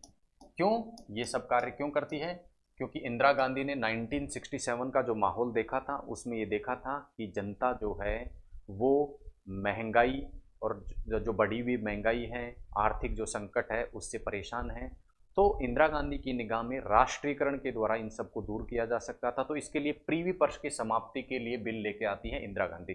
प्रीवी पर्स का तात्पर्य है उस समय देसी रियासत के शासकों को विशेष रूप से एक पेंशन दी जाती थी, उस पेंशन की समाप्ति की बात इंदिरा गांधी कहती है। लेकिन मोरारजी देसाई कहते हैं कि प्रीवी पर्स को समाप्त नहीं किया जाना चाहिए क्योंकि इसका वादा हमारी सरकार ने देसी रियासतों को देने का किया था। इंदिरा गांधी कहता है नहीं, कोई प्रीवी पर्स नहीं, प्रीवी पर्स को समाप्त किया जाएगा। उसके अलावा ये इंदिरा गांधी कहती है कि बैंकों का राष्ट्रीयकरण किया जाएगा, बैंकों का क्या किया जाएगा, राष्ट्रीयकरण किया जाएगा। इसके अलावा इंदिरा गांधी अब कहती है कि बीमा का भी राष्ट्रीयकरण कर दिया जाएगा, बीमा का राष्ट्रीयकरण। यानी पूरी तरीके से इंदिरा गांधी अब क्या करती है, राजनीति अपने हिसाब से चलाने की कोशिश करती है, मास्टर स्ट्रोक खेलती है, प्रीवी पर्स समाप्ति, बैंकों के राष्ट्रीयकरण, बीमा के राष्ट्रीयकरण की बात करती है, जिससे जो जनता है उसमें ऐसा संदेश जाता है कि इंदिरा गांधी की जो सरकार है वो गरीबों की हिमायती सरकार है, गरीबी हटाने के लिए प्रयास कर रही है।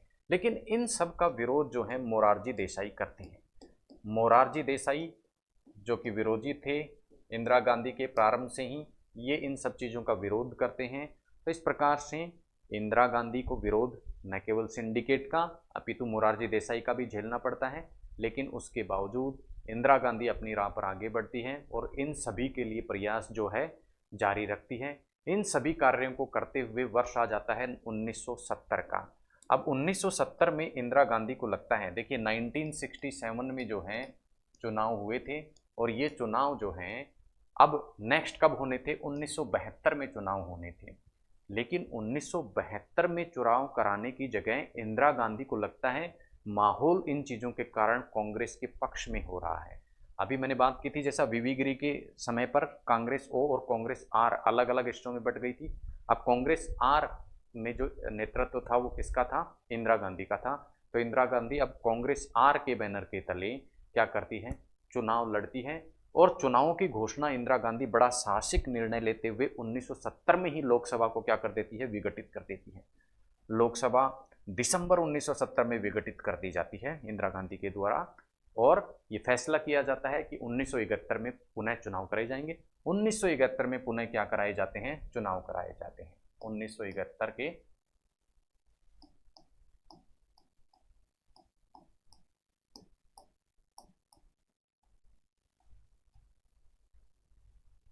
अब देखिए 1971 के जो चुनाव होते हैं उसमें इंदिरा गांधी को स्पष्ट रूप से, इंदिरा गांधी कौन सी पार्टी से चुनाव लड़ती है, कांग्रेस आर नाम की पार्टी से क्या करती है, जो नई पार्टी उन्होंने बनाई थी। राष्ट्रपति के चुनाव के मुद्दे पर विभाजन जब हुआ था कांग्रेस का, कांग्रेस आर नाम से इन्होंने पार्टी बनाई थी। कांग्रेस आर के बैनर तले इंदिरा गांधी क्या लड़ती है, चुनाव लड़ती है। इंदिरा गांधी चुनाव लड़ती है। दूसरी तरफ सिंडिकेट के सदस्य भी कांग्रेस ओ के बैनर तले क्या लड़ते हैं, चुनाव लड़ते हैं, चुनाव लड़ते हैं। चुनाव के नतीजे आते हैं और इंदिरा गांधी को भारी बहुमत प्राप्त होता है। इंदिरा गांधी को बहुमत प्राप्त होता है और इंदिरा गांधी पुनः 1971 में क्या बन जाती हैं, प्रधानमंत्री बन जाती हैं। अब इंदिरा गांधी को बहुमत प्राप्त हो चुका है। सिंडिकेट जो है उन जो है सिंडिकेट के जो लीडर हैं उनको लगभग लीडर्स को इस चुनाव में हार मिलती है। तो अब इंदिरा गांधी के पास में फुल स्ट्रोक खेलने का यानी खुल के बल्लेबाजी करने का जो अवसर है वो प्राप्त होता है क्योंकि पूर्ण रूप से बहुमत इनको प्राप्त होता है। तो 1971 में इंदिरा गांधी क्या करती है, इन 1971 से लेके 1977 तक इंदिरा गांधी अपना शासन चलाती है और उसमें कुछ प्रमुख स्टेप्स उठाती है। आइए देखते हैं किस किस प्रकार के स्टेप्स इनके द्वारा उठाए जाते हैं।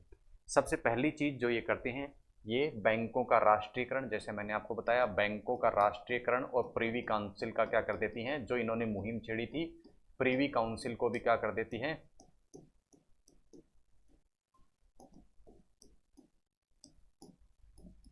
को भी भंग कर देती है।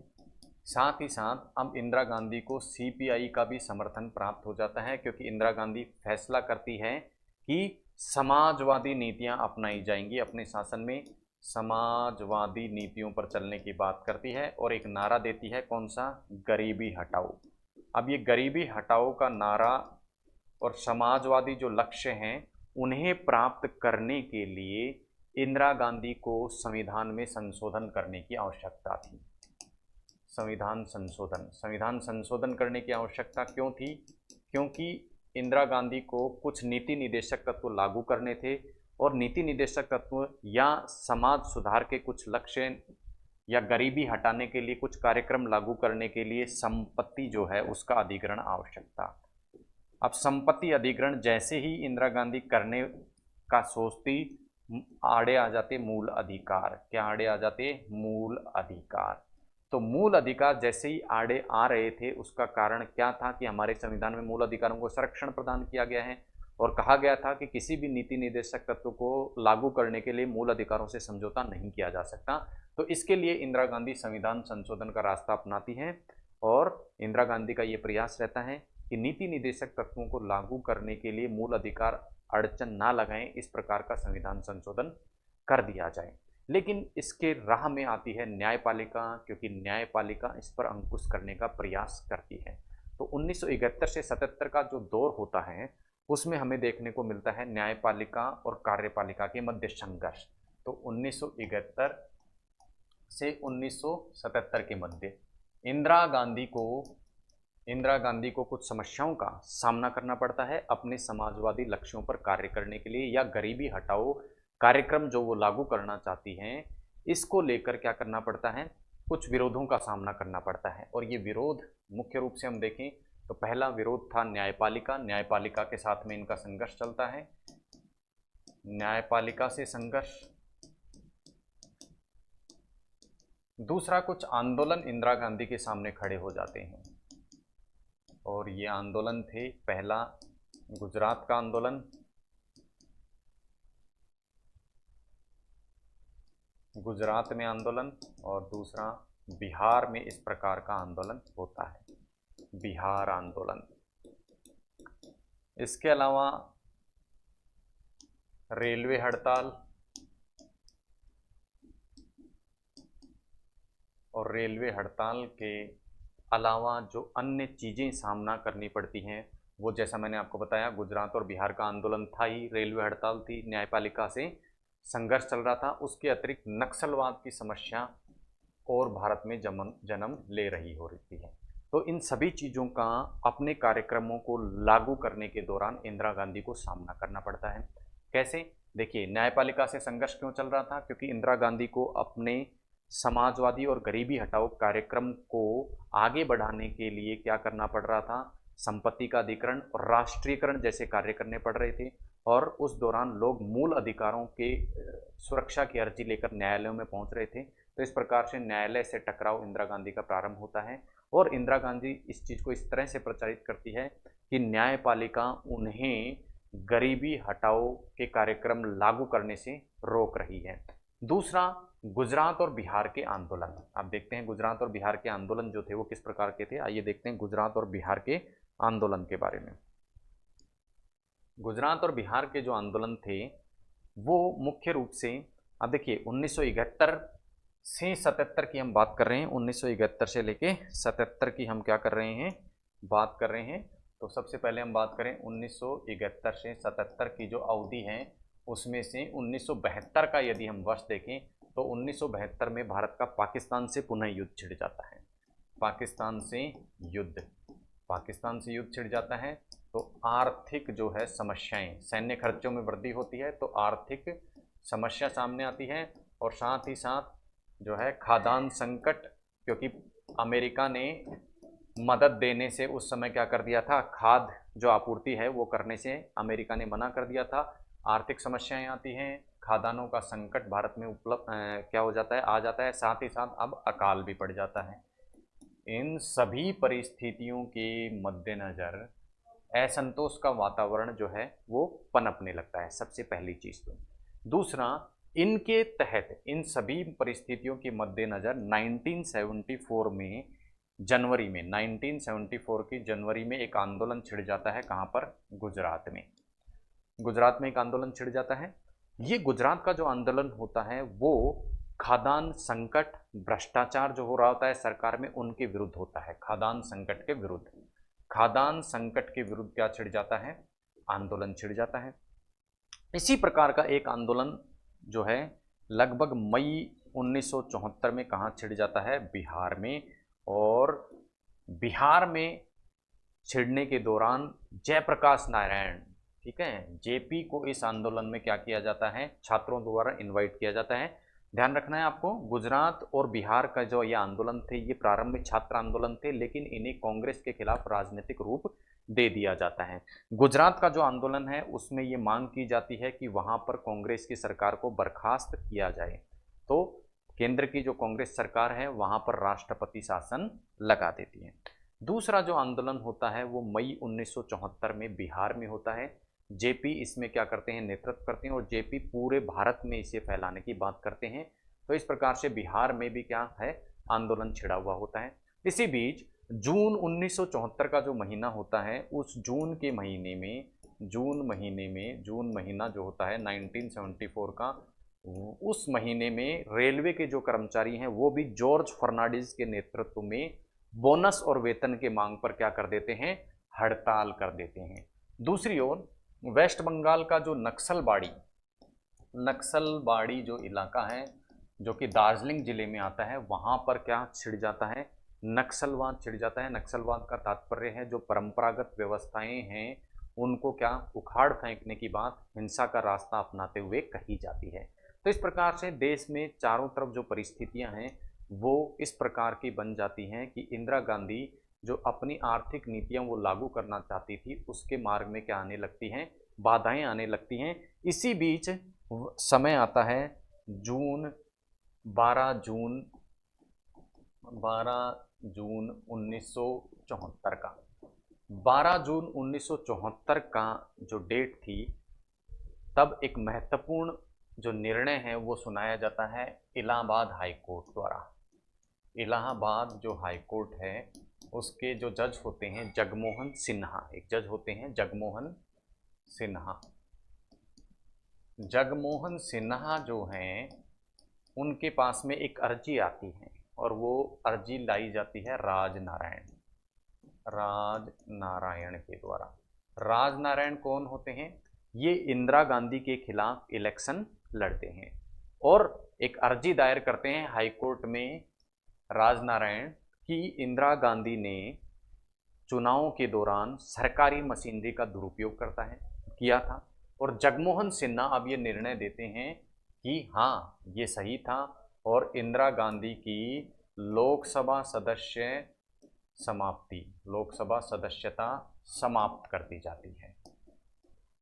और इसका तात्पर्य ये था कि अब 6 महीने में यदि इंदिरा गांधी ने लोकसभा की सदस्यता नहीं ली तो इंदिरा गांधी प्रधानमंत्री नहीं रहेगी। तो इस प्रकार की विकट स्थिति जो है इंदिरा गांधी के सामने उत्पन्न होती है। कांग्रेस इसके लिए अपील करती है सुप्रीम कोर्ट में, लेकिन सुप्रीम कोर्ट अपना फैसला देते हुए कहता है कि इंदिरा गांधी की जो सदस्यता है पर अस्थायी रोक लगा दी जाती है।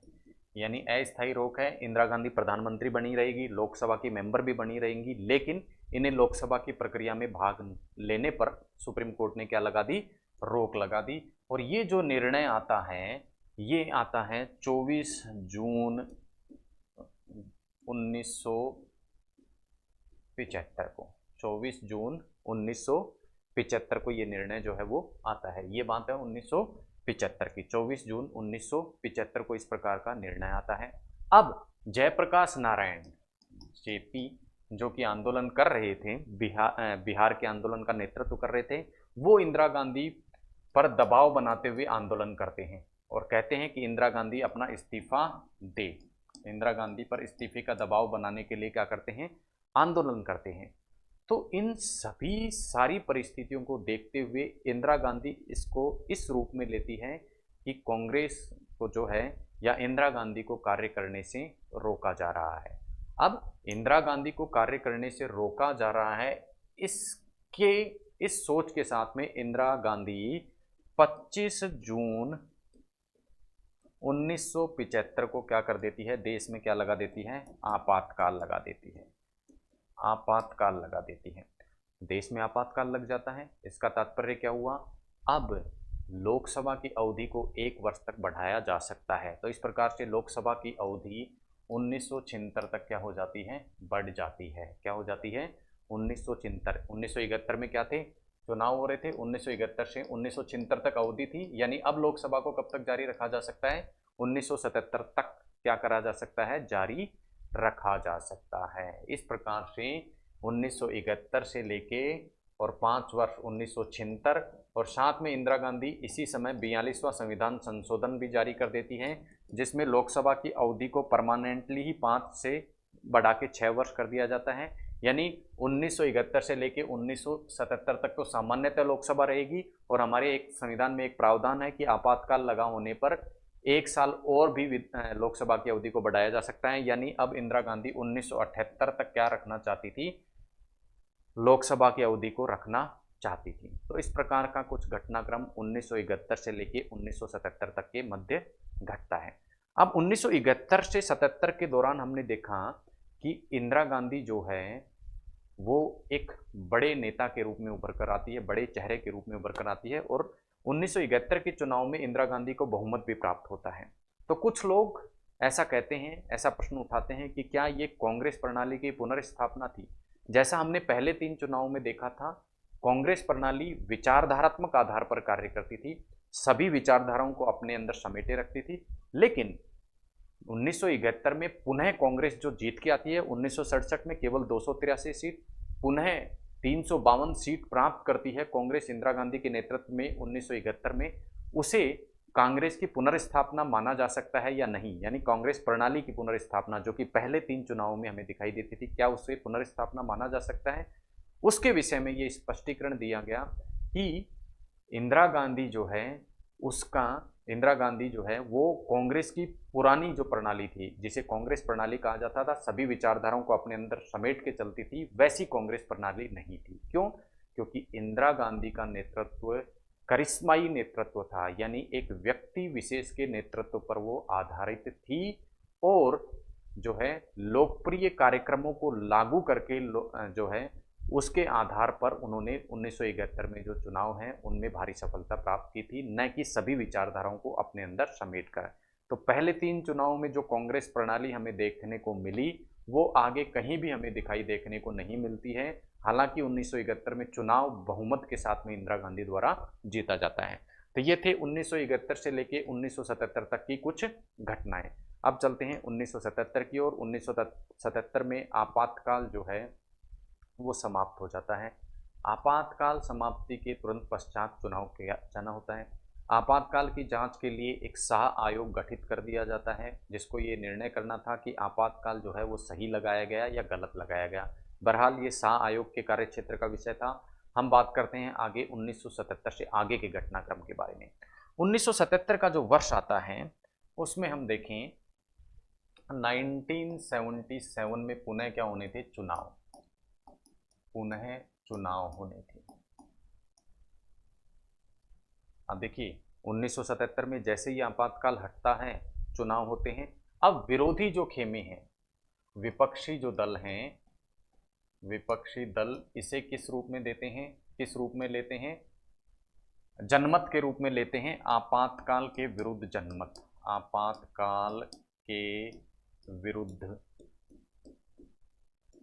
जनमत। अब इस चुनाव के जो परिणाम हैं उन्हें देखने से पहले हमको देखना है कि आपातकाल में किस किस प्रकार की घटनाएं हुई थी। आपातकाल की घटनाओं के बारे में यदि हम बात करें तो हम देखेंगे आपातकाल के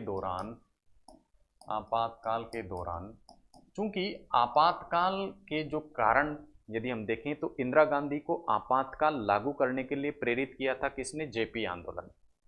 जेपी आंदोलन, और जेपी आंदोलन कहाँ हुआ था? बिहार में, यानी कि उत्तर भारत में, मुख्यतः कहाँ पर? उत्तर भारत में। तो उत्तर भारत में आपातकाल के दौरान भारी मात्रा में क्या की गई? गिरफ्तारियां की गई। क्या की गई? गिरफ्तारी उत्तर भारत में ज्यादा की गई। साथ ही साथ उत्तर भारत में गिरफ्तारी देखने को मिली, उत्तर भारत में ही दमन का दौर, और साथ ही साथ उत्तर भारत के कई राज्यों में, नॉर्थ इंडिया के कई राज्यों में क्या की गई? नसबंदी की गई संजय गांधी के द्वारा, जो कि इंदिरा गांधी के पुत्र थे। इन सभी कारणों से आपातकाल का जो असंतोष था वो उत्तर भारत में देखने को अधिक मिला। उत्तर भारत में असंतोष क्या था? अधिक था। और उत्तर भारत में असंतोष अधिक होने का जो कारण था वो हमने देख ही लिया कि उत्तर भारत में आपातकाल के दौरान जो दमन चक्र चला था वो अधिक चला था, क्योंकि वहाँ के नेताओं की गतिविधियों से के कारण ही इंदिरा गांधी ने आपातकाल को लागू किया था। जेपी उसके प्रमुख केंद्र में थे, जयप्रकाश उसके प्रमुख केंद्र में थे। इसी कारण वहाँ पर आपातकाल के दौरान अधिक कार्यवाहियाँ की गई और चुनाव में इसका स्पष्ट असर भी देखने को मिला। विपक्षी जो दल हैं वो इकट्ठे हो जाते हैं 1977 में एक साथ, और एक साथ इकट्ठे होकर ये बनाते हैं पार्टी जनता दल। और जनता दल में शामिल कौन कौन होते हैं इसको यदि हम देखें तो जनता दल में एक तो शामिल होते हैं बाबू जगजीवन राम, जो कि पूर्व में कांग्रेस के सदस्य होते हैं। बाबू जगजीवन राम। इसके अलावा मोरारजी देसाई, जिनसे पुरानी दुश्मनी थी, मोरारजी देसाई जिनसे इंदिरा गांधी की पुरानी दुश्मनी थी, वो भी किसमें? जनता दल में क्या हो जाते हैं? सम्मिलित हो जाते हैं। बाबू जगजीवन राम नई पार्टी बनाते हैं, Congress for democracy, Congress for democracy नाम से एक नई पार्टी बना लेते हैं, कांग्रेस फॉर डेमोक्रेसी। इसके अलावा चरण सिंह जो कि भारतीय लोक दल, चरण सिंह जो कि क्या थे, भारतीय लोक दल के क्या थे,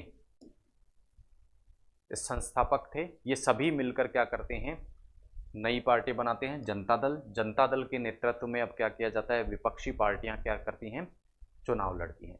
अब इस 1977 के चुनाव में इंदिरा गांधी की क्या होती है, हार होती है। इंदिरा गांधी की हार होती है, इसका तात्पर्य है कि इंदिरा गांधी को स्पष्ट बहुमत प्राप्त नहीं होता, कांग्रेस को स्पष्ट बहुमत प्राप्त नहीं होता। और ये पहला ऐसा चुनाव है जिसके बाद में गठबंधन सरकारें केंद्र के स्तर पर स्थापित होती हैं। राज्यों के स्तर पर हम देख चुके हैं, संयुक्त विधायक दल की सरकारें 1967 में बन चुकी थी, लेकिन केंद्र के स्तर पर 1977 का वर्ष पहला ऐसा वर्ष होता है जब ये सभी दल गठबंधन करके जनता पार्टी नाम की एक पार्टी बनाते हैं। और जनता पार्टी जो होती है वो सरकार बनाती है 1977 में। जनता पार्टी सरकार बनाती है किसके, मोरारजी देसाई के नेतृत्व में। अब मोरारजी देसाई की जो टसन है वो पूरी होती है 1977 में। मोरारजी देसाई क्या बनते हैं, 1977 में मोरारजी देसाई क्या बनते हैं, प्रधानमंत्री बन जाते हैं। मोरारजी देसाई प्रधानमंत्री बनते हैं किसके समर्थन से, भारतीय लोक दल, भारतीय लोक दल के समर्थन से। ठीक है, भारतीय लोक दल के समर्थन से ये क्या बन जाते हैं, प्रधानमंत्री बन जाते हैं। और भारतीय लोक दल जो होती है वो किसके नेतृत्व में, भारतीय लोक दल जैसा हमने देखा था चौधरी चरण सिंह, चौधरी चरण सिंह के नेतृत्व में। अब वर्ष आता है 1979 का। 1979 में कांग्रेस चरण सिंह को ऐसे कहती है, कांग्रेस चरण सिंह को कहती है कि वो उसे बाहर से बहुमत प्रदान करेगी और प्रधानमंत्री के रूप में दावेदार बनाएगी। तो अब क्या करता है चौधरी चरण सिंह, प्रधानमंत्री पद के लालसा में क्या कर बैठते हैं, मोरारजी देसाई की जो सरकार है उससे समर्थन वापस खींच लेते हैं और कांग्रेस के समर्थन से अब चरण सिंह जो हैं प्रधानमंत्री बनते हैं। चरण सिंह क्या बन जाते हैं, प्रधानमंत्री बन जाते हैं। लेकिन कुछ समय पश्चात चरण सिंह से भी कांग्रेस क्या करती है, अपना समर्थन वापस ले लेती है। चरण सिंह से भी अपना समर्थन वापस ले लेती है। तो 1980 में ऐसी स्थिति बनती है कि किसी भी पार्टी के पास में बहुमत नहीं होता है, तो लोकसभा क्या कर दी जाती है, विघटित कर दी जाती है, विघटित कर दी जाती है। तो 1980 में पुनः क्या हो जाता है, लोकसभा चुनाव की घोषणा, लोकसभा चुनावों की घोषणा कर दी जाती है। इंदिरा गांधी अब अधिक मजबूत होकर क्या करती है, सामने आती है, 1980 का चुनाव लड़ती है। और 1980 के चुनाव में इंदिरा गांधी क्या होती है, इंदिरा गांधी विजय प्राप्त करती है। और इस प्रकार से 1980 से लेके 1984 तक इंदिरा गांधी क्या करती है, सरकार में रहती है, सरकार चलाती है, प्रधानमंत्री के रूप में कार्य करती है। 80 से लेके 84 तक इस प्रकार से इंदिरा गांधी अब क्या करती है, चुनाव में बहुमत प्राप्त करके सरकार चलाती है। तो इस प्रकार से हमने देखा कि 1977 में पहली बार गठबंधन सरकार स्थापित तो हुई, लेकिन गठबंधन सरकार बड़ी ही अस्थायी रही और अस्थायी होने के कारण दो प्रधानमंत्री इस छोटे से काल में ही देख लिए, मोरारजी देसाई और चौधरी चरण सिंह। अब यहाँ हमने देखा कि 1977 से 80 तक ये जो सरकार थी वो अस्थायी सरकार थी। और किस मुद्दे पर ये लेके आई थी, अस्थायी सरकार थी। और इसने समर्थन किस मुद्दे पर लोगों से प्राप्त किया था, हमने देखा था कि 1977 तक 77 में जो चुनाव हुए थे वो इमरजेंसी की पृष्ठभूमि में हुए थे। और यहाँ विपक्षी दलों ने ये प्रचारित किया था कि किसी भी प्रकार से गरीबों के लिए कार्य कांग्रेस ने नहीं किया, लेकिन गरीबों के लिए कार्य करने की कोई कार्य योजना ये सरकार भी नहीं बना पाई, जनता दल की जो सरकार है वो भी नहीं बना पाई। खामियाजा भुगतना पड़ा, अस्थायित्व और कोई स्पष्ट कार्य योजना ना होने के कारण जनता जो है का विश्वास जो है वो इस गठबंधन सरकार से उठ गया और 1980 के चुनाव में पुनः हमें नतीजा देखने को मिला। और नतीजे में हमें क्या देखने को मिला कि वापस से इंदिरा गांधी की सरकार जो है वो स्थापित हो गई। लेकिन एक चीज यहां पर निकल के आई कि पहले जो राजनीति चलती थी उसमें पिछड़ी जो जातियां हैं उन पर ध्यान नहीं दिया जाता था, लेकिन 1977 के जो चुनाव थे उनमें पिछड़ी जातियां जो कि खाद्यान्नों के मूल्य और गरीबी न हटने के कारण परेशान थी, उनका वोट शिफ्ट होता है किस तरफ? जनता पार्टी की तरफ। तो अब ये महत्वपूर्ण तथ्य निकल कर आता है भारत की राजनीति में कि पिछड़ी जातियों का समर्थन जो है वो प्राप्त करना आवश्यक है। और इसी के तहत मोरारजी देसाई द्वारा 1978 में क्या किया जाता है? मंडल आयोग स्थापित कर दिया जाता है। 1978 में मंडल आयोग की स्थापना कौन कर जाते हैं? मोरारजी देसाई मंडल आयोग की स्थापना कर देते हैं। हालांकि इसकी सिफारिशें आगे जाके 1990 में लागू होती हैं, लेकिन यहाँ से रोल प्रारंभ होता है पिछड़ी जातियों का किस प्रकार से राजनीति में जो रोल है वो प्रारंभ होता है। 1984 तक इंदिरा गांधी जो है वो सरकार चलाती है और 1984 में इंदिरा गांधी की क्या हो जाती है? हत्या हो जाती है। पंजाब को जो मामला होता है इसके लिए उत्तरदायी होता है। पंजाब में अलगाववादी आंदोलन चल रहे होते हैं जिसको कुचलने का प्रयास जो है इंदिरा गांधी करती हैं और इससे कुछ लोग जो हैं, कुछ समुदाय है वो इससे नाराज होता है और इंदिरा गांधी के अंगरक्षकों द्वारा ही इंदिरा गांधी की हत्या कर दी जाती है। फिर से लोकसभा विघटित होती है, चुनाव होते हैं और 1984 के जो चुनाव होते हैं वो राजीव गांधी के नेतृत्व में लड़े जाते हैं। राजीव गांधी के नेतृत्व में, राजीव गांधी के नेतृत्व में चुनाव लड़े जाते हैं और राजीव गांधी बड़े बहुमत के साथ में इंदिरा गांधी की जो हत्या है उसकी सहानुभूति उनको प्राप्त होती है और एक बड़े बहुमत 415 सीट के साथ में कांग्रेस क्या करती है? सरकार बनाती है और 1989 तक, 1984 से 1989 तक राजीव गांधी क्या करते हैं? सरकार चलाते हैं। राजीव गांधी सरकार चलाते हैं। हालांकि कुछ नव उदारवादी आर्थिक नीतियों को ये लागू करने का प्रयास करते हैं, लेकिन इनका नाम बोफोर्स तोप घोटाले में जुड़ता है। बोफोर्स तोपों की खरीद उस समय की गई थी और उसमें घोटाला करने का आरोप राजीव गांधी की सरकार पर लगता है, तो जनमत जो है वो प्रभावित होता है। और 1989 में जो पुनः चुनाव होते हैं उस चुनाव में इसका परिणाम हमें देखने को मिलता है और स्पष्ट बहुमत किसी को भी प्राप्त नहीं होता। हालांकि कांग्रेस जो है अब भी सबसे बड़ी पार्टी के रूप में उभर कर आती है सामने, लेकिन कांग्रेस सरकार नहीं बनाती है, विपक्ष में बैठने का निर्णय लेती है। विपक्ष में बैठने का क्या करती है? निर्णय लेती है। तो अब 1989 से पुनः समस्या प्रारंभ होगी कि किसी भी दल को स्पष्ट बहुमत प्राप्त नहीं हुआ। ऐसी स्थिति हमें 1977 में देखने को मिली थी जब जनता पार्टी गठित हुई थी। विभिन्न जो विपक्षी दल हैं एक दल के नीचे इकट्ठे हुए थे और उस दल को जनता पार्टी नाम दे दिया गया था और सरकार गठबंधन की पहली बार 1977 में बनी थी। और यही स्थिति 1989 में पुनः दोहराव करती है क्योंकि कांग्रेस को जो सीट प्राप्त होती हैं वो बहुमत के नज़दीक नहीं होती। हालांकि सबसे बड़ी कांग्रेस पार्टी होती है उस समय सीटों के मामले में, लेकिन बहुमत इसको प्राप्त नहीं होता है। तो अब क्या होता है? सरकार बनाता है एक मोर्चा। कौन सा मोर्चा होता है? आइए देख लेते हैं। 1989 के जो चुनाव होते हैं उसमें अब क्या होता है? वीपी सिंह के नेतृत्व में क्या बनती है? सरकार बनती है।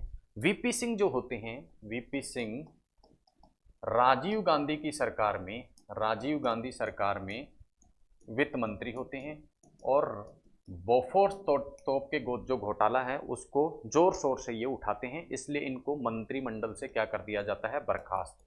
मंत्रिमंडल से बर्खास्त कर दिया जाता है। मंत्रिमंडल से क्या कर दिया जाता है?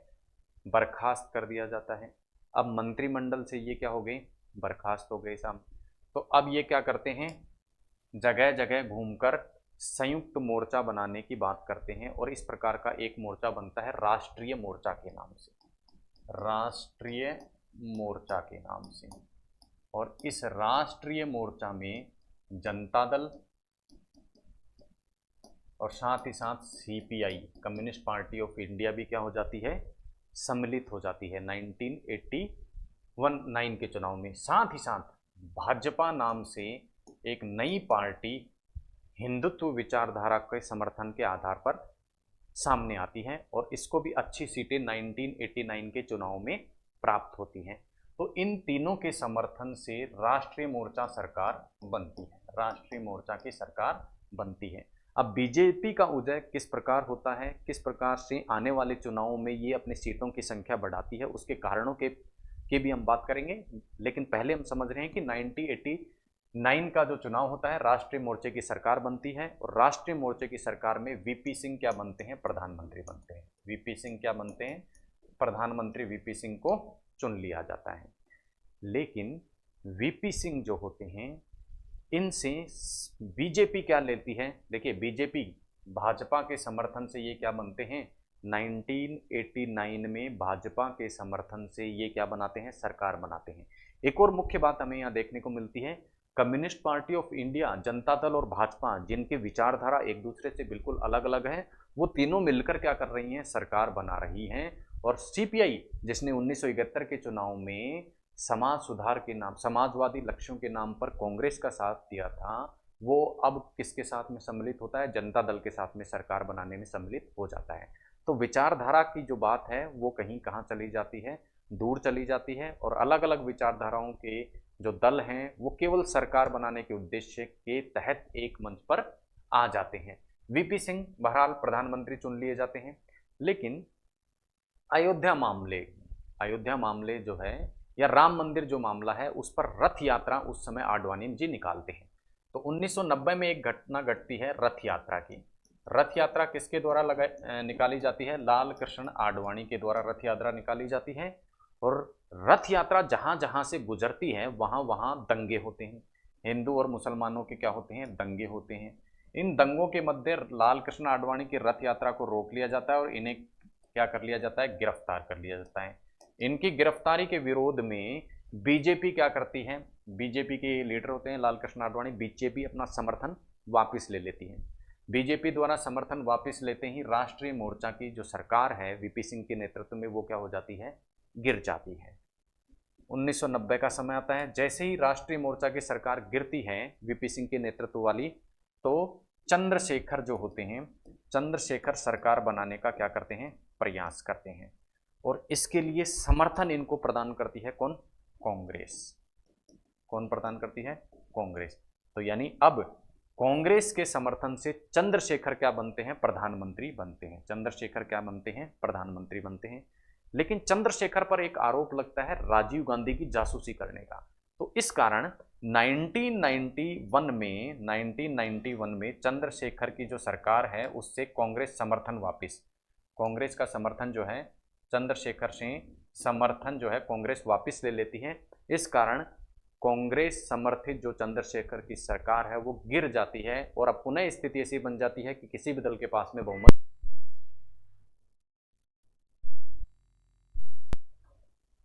अब पुनः किसी भी दल के पास बहुमत न होने के कारण, क्योंकि कांग्रेस ने चंद्रशेखर से वापस से क्या ले लिया था, अपना बहुमत ले लिया था, तो 1991 में पुनः स्थिति बनती है चुनाव की। 1991 में स्थिति पुनः किसकी बनती है, चुनाव की।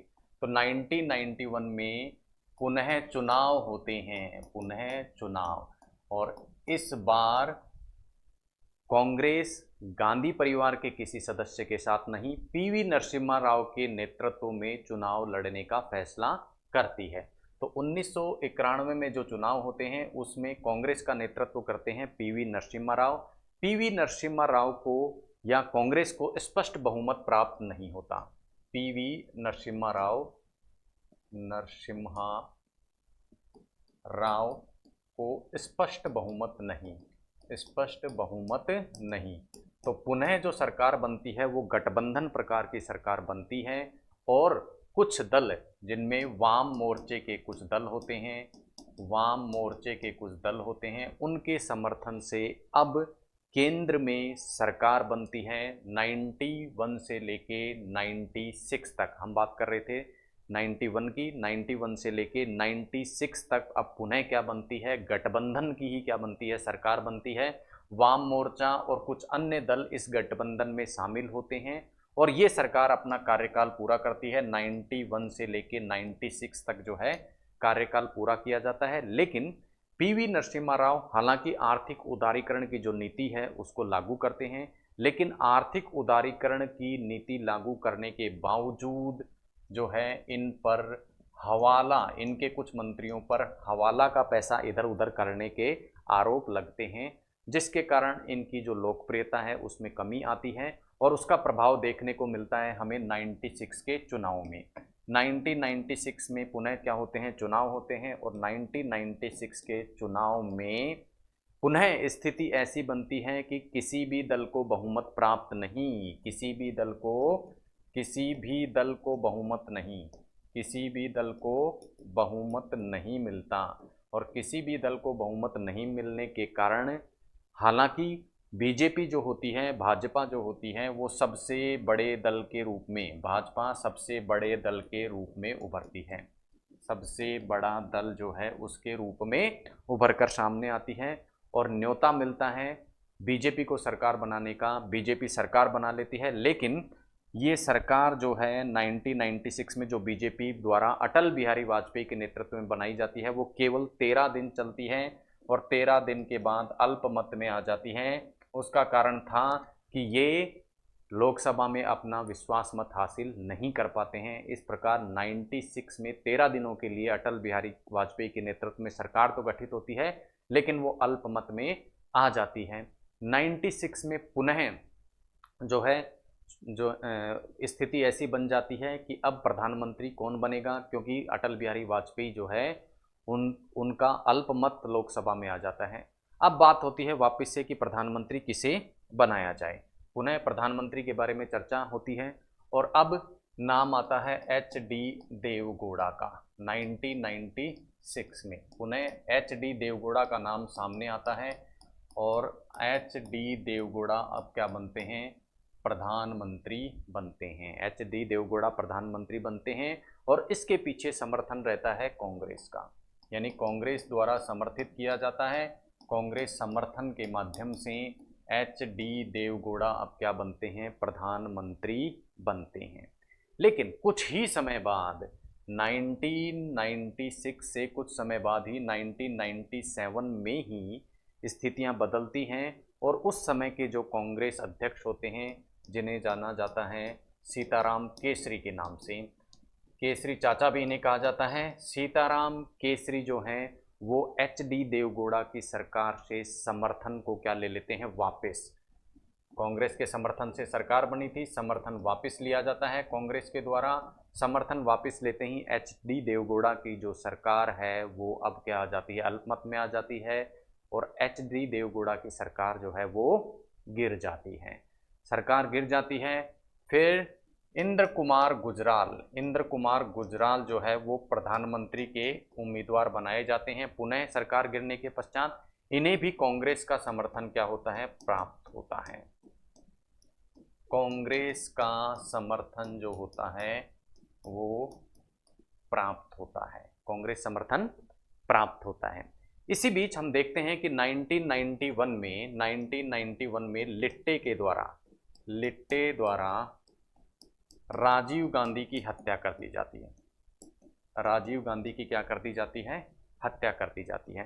तो राजीव गांधी की हत्या का असर 91 के चुनाव में हमें दिखा था। 91 के जो चुनाव होते हैं वो 2 चरणों में होते हैं। एक चरण राजीव गांधी की हत्या से पहले होता है जिसमें कांग्रेस को अपेक्षाकृत कम सीटें मिलती हैं, लेकिन 91 के बाद, राजीव गांधी की हत्या के बाद जो चुनाव होते हैं दूसरे चरण में, उसमें कांग्रेस को ज़्यादा सीटें मिलती हैं और जिसके कारण 1991 में हमने देखा था नरसिम्हा राव के नेतृत्व में कांग्रेस की सरकार बनती है।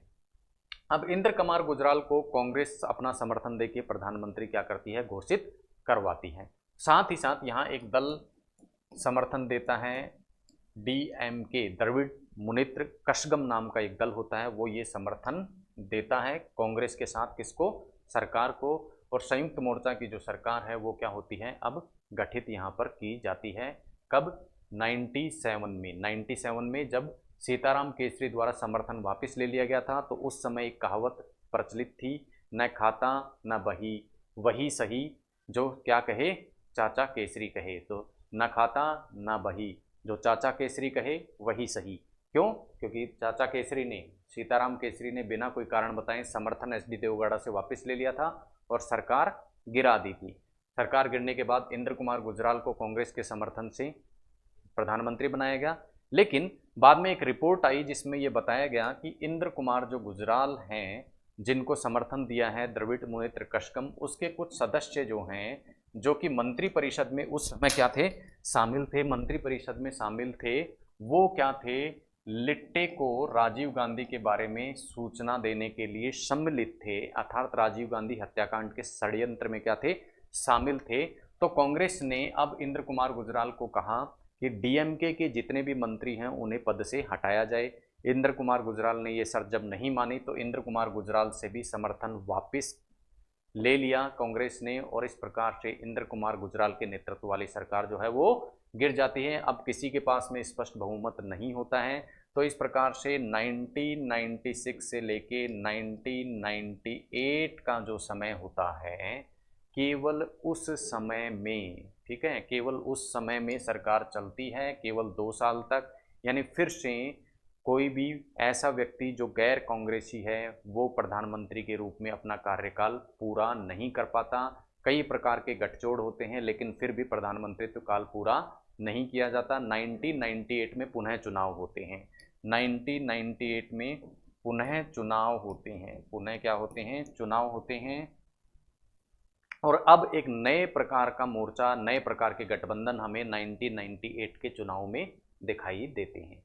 आइए देखते हैं 1998 के जो चुनाव होते हैं उनमें किस प्रकार की स्थिति बनती है। 1998 के जो चुनाव होते हैं उन चुनाव में हम देखते हैं कि एक तरफ होता है एनडीए, जिसे कहते हैं national democratic alliance, national democratic alliance. National democratic alliance में शामिल होती है बड़ी पार्टी बीजेपी, और ये अटल बिहारी वाजपेयी के नेतृत्व में, अटल बिहारी वाजपेयी के नेतृत्व में क्या करते हैं, चुनाव लड़ते हैं। और इनका एक सहयोगी जो दल होता है जो इनको सरकार बनाने में मदद करता है वो है AIADMK,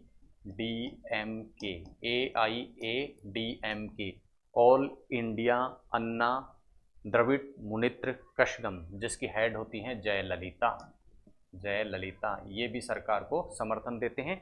तो इस प्रकार 1998 का चुनाव नेशनल डेमोक्रेटिक अलायंस के रूप में बीजेपी जो है वो लड़ती है, कई पार्टियां इसमें सम्मिलित होती हैं, और 1998 के इस चुनाव में बीजेपी की जीत, हालांकि स्पष्ट बहुमत तो बीजेपी को प्राप्त नहीं होता, लेकिन AIADMK के समर्थन से बीजेपी क्या कर लेती है, पहुंच जाती है उस आंकड़े पर कि सरकार बनाई जा सके।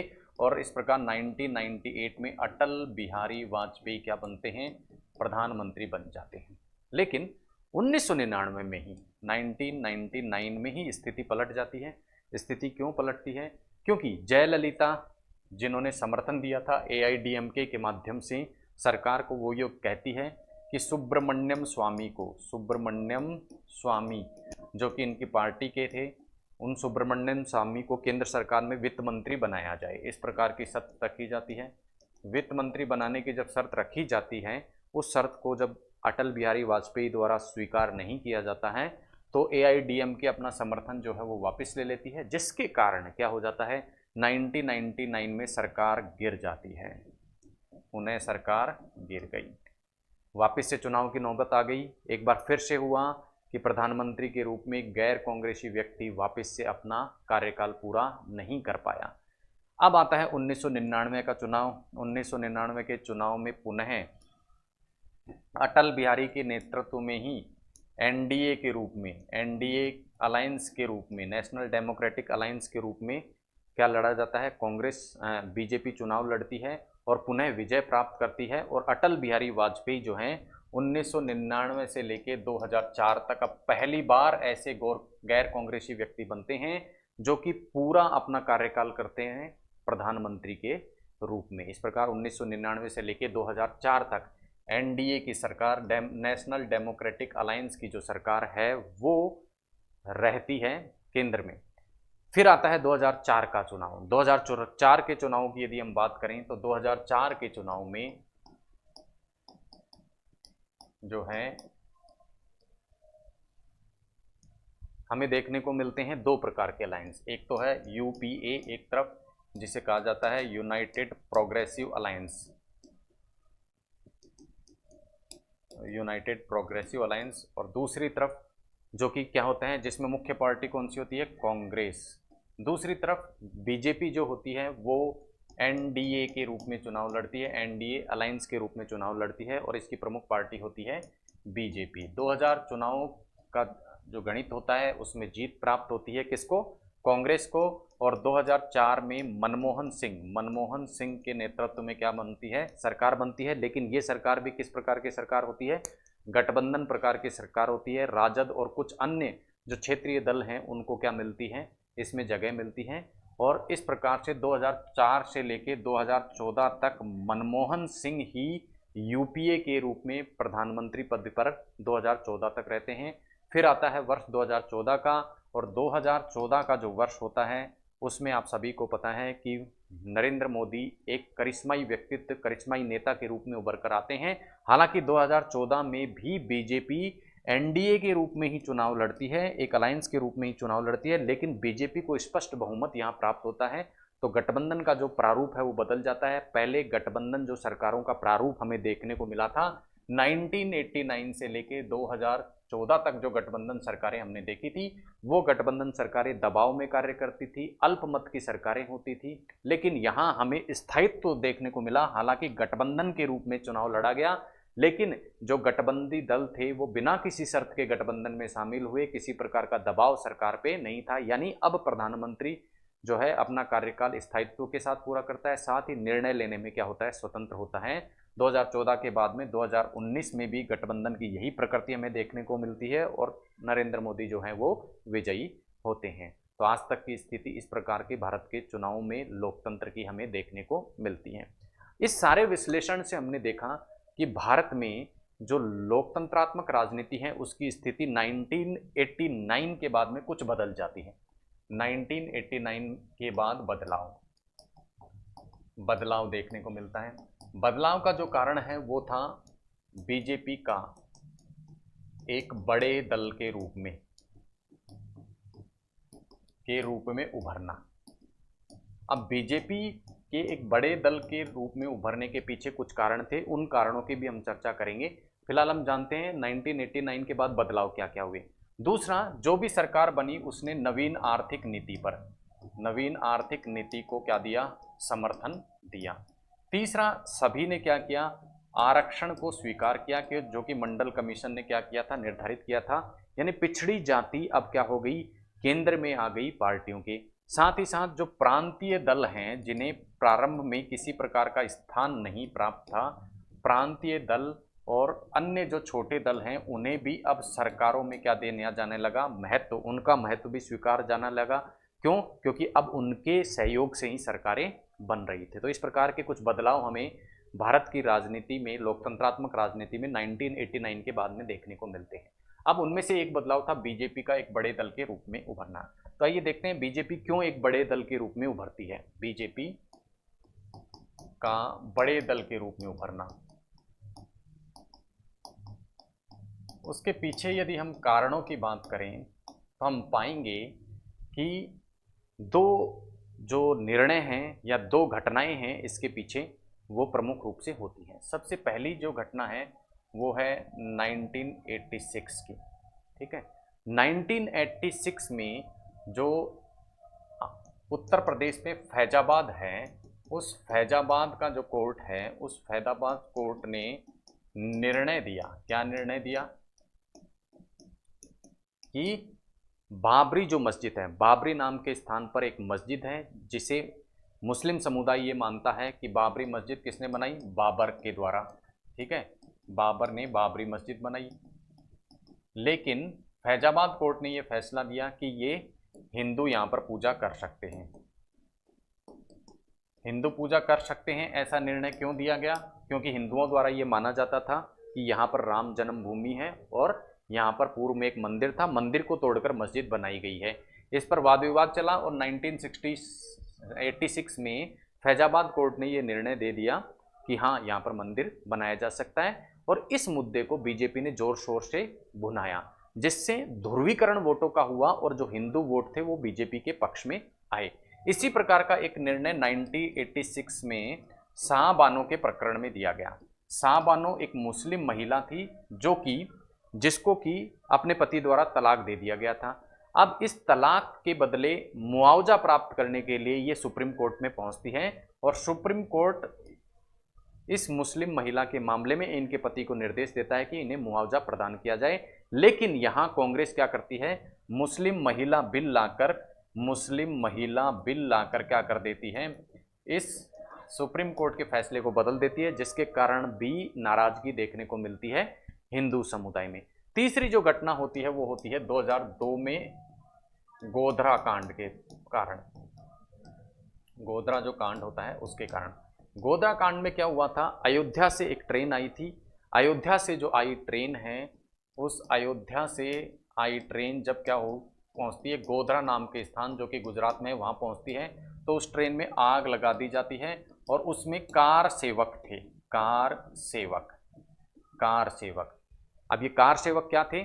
देखिए, जब बाबरी मस्जिद के बारे में फैसला दिया गया तो 1992 में हिंदुओं ने बाबरी मस्जिद जो है उसके ढांचे को ढहा दिया, बाबरी मस्जिद को ढहा दिया और इसको कार सेवा का नाम दिया गया।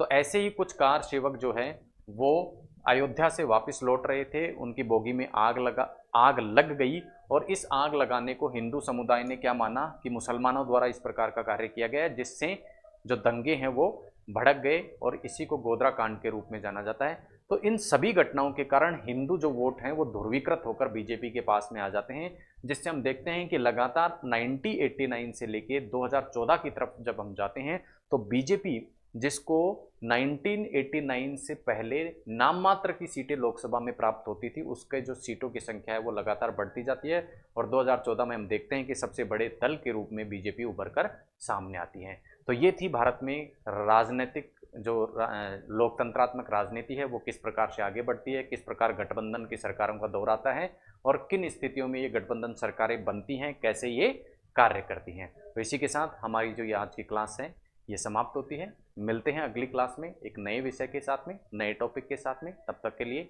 धन्यवाद। जय हिंद।